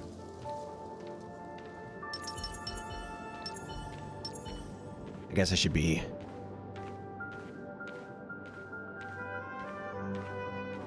Oh, this music is my favorite. Rest under the moonlight. I've traveled far enough, and it's time for a little break. Oh. So, we'll set out again. When you're rested? No, I'll stay here. And then, this is where it ends. This is where it ends? You told me that the trailblazing expedition would never end. Yeah, that's what I said. So now, it's up to you to decide your next destination. My next destination? What's that supposed to be? I've been following you. 5-star Clocky playable. Misha? You're acting weird today. Along with Pom If you're Pom. feeling down, we can just do what we usually do. With the clockwork. No, I'm not feeling down. As for clockwork, yeah, it resolves all problems in this dream. Oh, cool. Dude, that view is sick. So, do you know what clockwork actually is? I'm not quite sure. Well, everyone gets lost at times. They may hesitate and doubt which way to go. That happens in this dreamscape and beyond. But don't worry. Everyone goes through moments of uncertainty and hesitation. Eventually, they gather the courage to make bold decisions. Whether it's calming, joyful, angry or sad. All they need is a little nudge to take that step toward where they truly belong. I'm leaving that little nudge with you, and I hope you'll share it with others. Oh, Clocky, look at him. Such is the essence of clockwork, the will of the trailblaze. Clocky's hands spin around non-stop, indicating confusion, frustration, and weakness. But ultimately, people still need to move forward. Just like your hands, always pointing ahead. Wow. This is where my journey ends. From now on, it is Fedora. your path to walk. Oh, snap, dude! Trailblazing means taking paths your predecessors forswore and venturing even further. Oh, the music. So the cool. Penacony and Mikhail's dreams does not belong to order. What was that? What was that? What's a puzzle girl? Why does a girl have a bunch of... That was she... Wait, what? I've never seen that before. Believe that Eon would cast a glance at Penacony at a time like this. Dude, that was awesome. Is it because of the resonance from the legacy of the Trailblaze? Their cinematics in this game are so freaking clean. They're like the bond so good. between you is so strong that it even impresses an Eon. And you know what's crazy about this game and their cinematics is I'm in a few games where the cinematics are just freaking extraordinary and then the game's completely different, which is not a bad thing, but like this game, the in-game play versus the cinematics is pretty close, even on the phone. That's what's insane about this. Like, they're using like the in-game engine to make these cinematics, but they're just super heightened and animated a little bit cleaner and better and with more, flashes. But like, when you're playing the game, it feels like you're playing a cinematic. It's incredible. I don't know how they do it. Well, there might be another possibility. Perhaps they want to witness, on behalf of the fallen Eons, who will hold the future of Penacony. Clocky. I mean, Compassy. If that's the case, on behalf of the Dream Master of Penacony and the 107,336 members of the Oak family, I'm extending a formal invitation to all of you. I'm cordially inviting you all to the Penacony Grand Theater to participate in the upcoming Charmony Festival. And, of course, you won't be in the audience, but on center stage. Since the future of the Stellaron, Penacony, and even the entire cosmos is at stake, let's draw a conclusion there, in all fairness. If you truly believe in Akavili's path, then show me their courage and determination.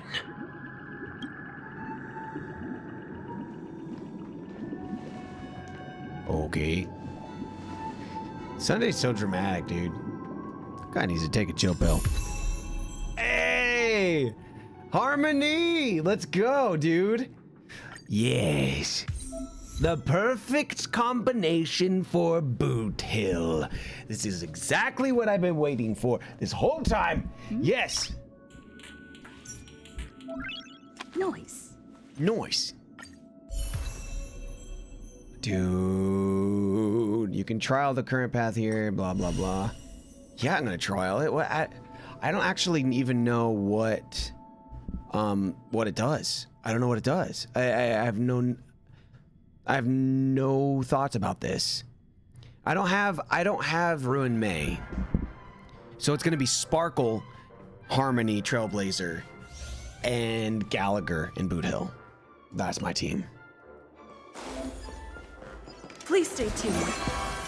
We're gonna do a little dance. Dude, I love that it has like the theme of Penacony in it. Like, how cool. We need a strategy. Please stay tuned. Ambushed.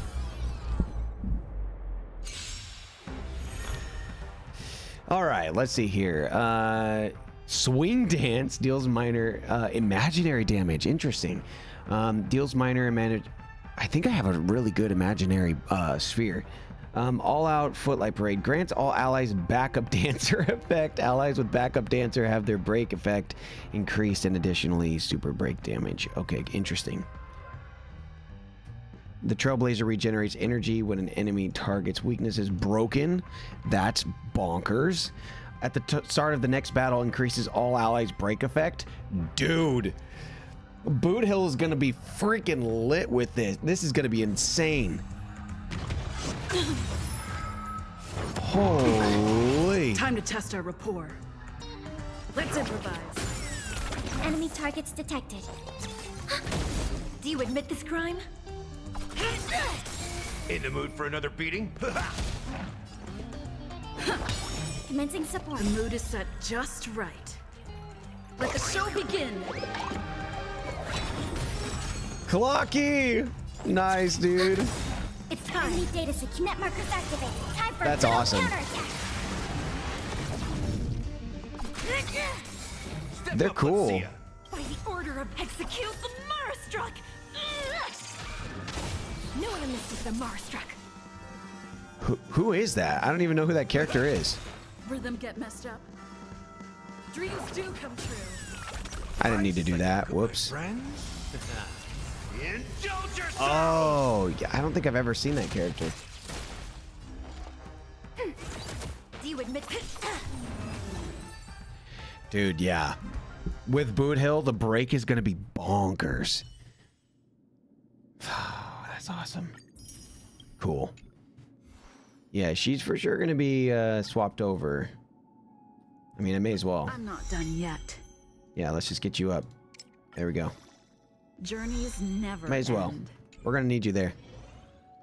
All right. You're still not going on my team yet, but speak with your people. Firefly. Does that mean he wants to fight us during the Charmony Festival? I'm afraid so. This is weird. Aren't Arc villains usually plotting some dirty conspiracy in the end? I know. Gallagher's going on my Boothill team. He actually said for sure. something like, in all fairness. Could it be that he's underestimating us? He is underestimating us. In my opinion, Sunday is deeply committed to his own philosophy and genuinely wants to prove that the Order is right. I sensed a strong conviction and a desire for dominance in him. Maybe he won't accept the outcome unless he wins fair and square. That's why he'll give it his all in the upcoming battle. We won't back down either. Heck yeah, dude. You're right. We've even dealt with a Lord Ravager of the Destruction, so a follower of the Order won't be a big deal. Anyway, we can't leave the Stellaron unchecked. This is about trailblazing a bright future for Penacony and fulfilling Mikhail's and his predecessors' long-cherished wishes. Now that we've taken up I would the imagine mantle, getting close. we can't afford to fail them. However, the same applies to the Order. Their plan didn't materialize overnight, and they have the profound collective consciousness of the planet of festivities behind them.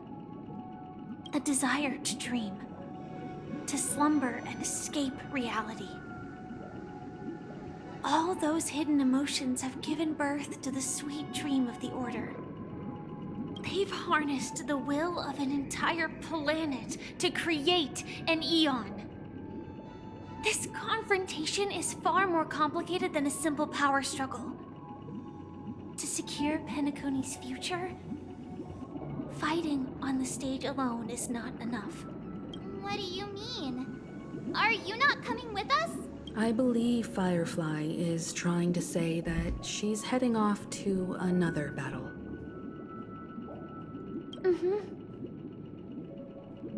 Where's she gonna go? Before I left, the Destiny Slave told me that this journey would bring unforgettable rewards. She gonna go fight Blade or something? What? Even though the script he gave me only had a few lines, I couldn't ignore them. Because one of the lines said, Bye, Jacka. I'll experience death 3 times in the land of the dreams. 3 times? This can't be serious, right? What the First heck? time was a painful death when I was stabbed by the Blade of Dormancy, which led to all subsequent events. The script will always come true, but in a way that will only be revealed when that page is turned. Oh, snap. So now I've understood the meaning of my second death. And I am prepared to face it. What? She's gotta do three. She gotta do this If all 3 goes times? well, What's up, my Bullet? efforts will provide crucial support for you. It's good to see you, Bullet. Welcome in. Only by achieving victory in this battle can we secure a future for Penacony. And only then, my third and final death What's she gonna do? won't Dude? come true in the most terrible form. Oh, The snap. most terrible form? It's, Does that mean... The true death, where everyone in Penacony loses themselves snap. completely in the eternal sweet dream We're of ruined. the Order. It's official. We must do everything we can. Firefly needs somebody to like take her out for some ice cream or something. Like, come on. This is getting ridiculous here. Have you made up your mind, Firefly? Yes. Otherwise, I wouldn't be here. Thank you again for your assistance for the Astral Express. May we meet again? I need to stop leaving so many questions. I know it's kind of lovely though. Like it makes you really enjoy it. Yeah. Farewell, everyone. May your trailblazing expedition never end. Their story's always really solid.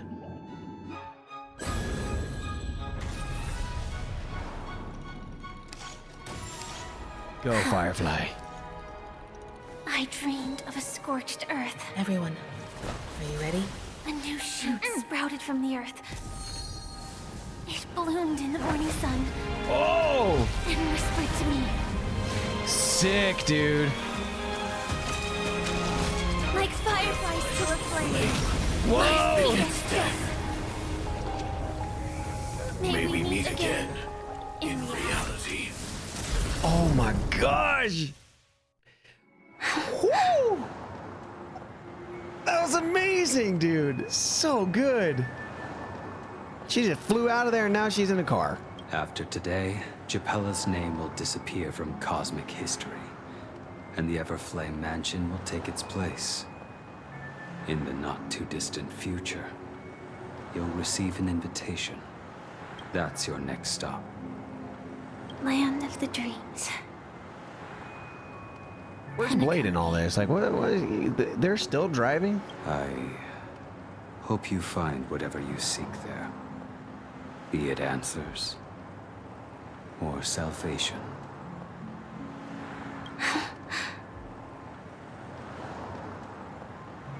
You mean my 3 deaths? Silverwolf told me about it. Where's Silverwolf in all this, Such dude? a shame that it's not part of my script. Well, I want to live. I'm never afraid of death. She's just playing games. The opposite of death is eternal life, and that's something I'll never desire. People die. Silverwolf is in the car's computer. And I've been waiting for no Silverwolf exception. since I started playing the game because I like Silverwolf. I want to get Silverwolf. Death is like a script. Cool character. A fate that cannot be defied. But that's exactly why we have to choose where we want to rest forever. Do you exist just to perish? Are you not the same, Blade? The end you desire is not one dictated by others. If I were to die now, I would only be a weapon. I believe I should die as a human. Though it's definition escapes me. Isn't this the answer that ordinary people look for their whole lives? A name that can be carved onto their tombstone. A tombstone that belongs to me once bore the inscription, Glamoth's Iron Cavalry. Then it changed to Stellaron Hunter. But one day, it will bear the name Firefly. And all the brilliance she showed at the end of her life.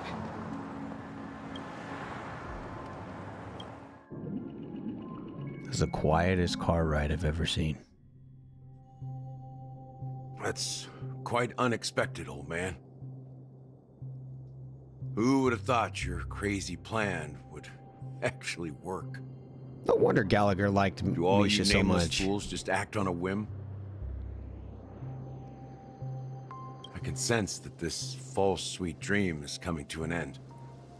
That just passed The out back nameless there. may be young, but they had the ability to achieve this goal. Just like you did in your time. It's a shame you won't be able to see it firsthand. He's dead. Maybe I won't either. He's not dead. He's Once sleeping. something fictional is seen Right? through, it ceases to exist. Yeah. He's in his Not own just dream. Those nameless. Even Mr. Wings is just like you. Stubborn, won't listen or give up, no matter what. Well, fate is unpredictable, I guess. If we weren't bound by those cursed paths, maybe we could have had some good talks. But in the end, we managed to do it. And now we can find solace. Remember how those idiots cursed us? They said, "Go to hell, you worthless traitors." Well, I don't know if they really meant it, but if longing for freedom means going to hell, then I'll be joining you soon, you old fool. Let's get together and have supper again in hell. Oh, I like that line. Almost forgot. There's one more thing. Here's to you. A glass of hello and goodbye, Trailblazer. Where's Gallagher going? To the imperfect tomorrow.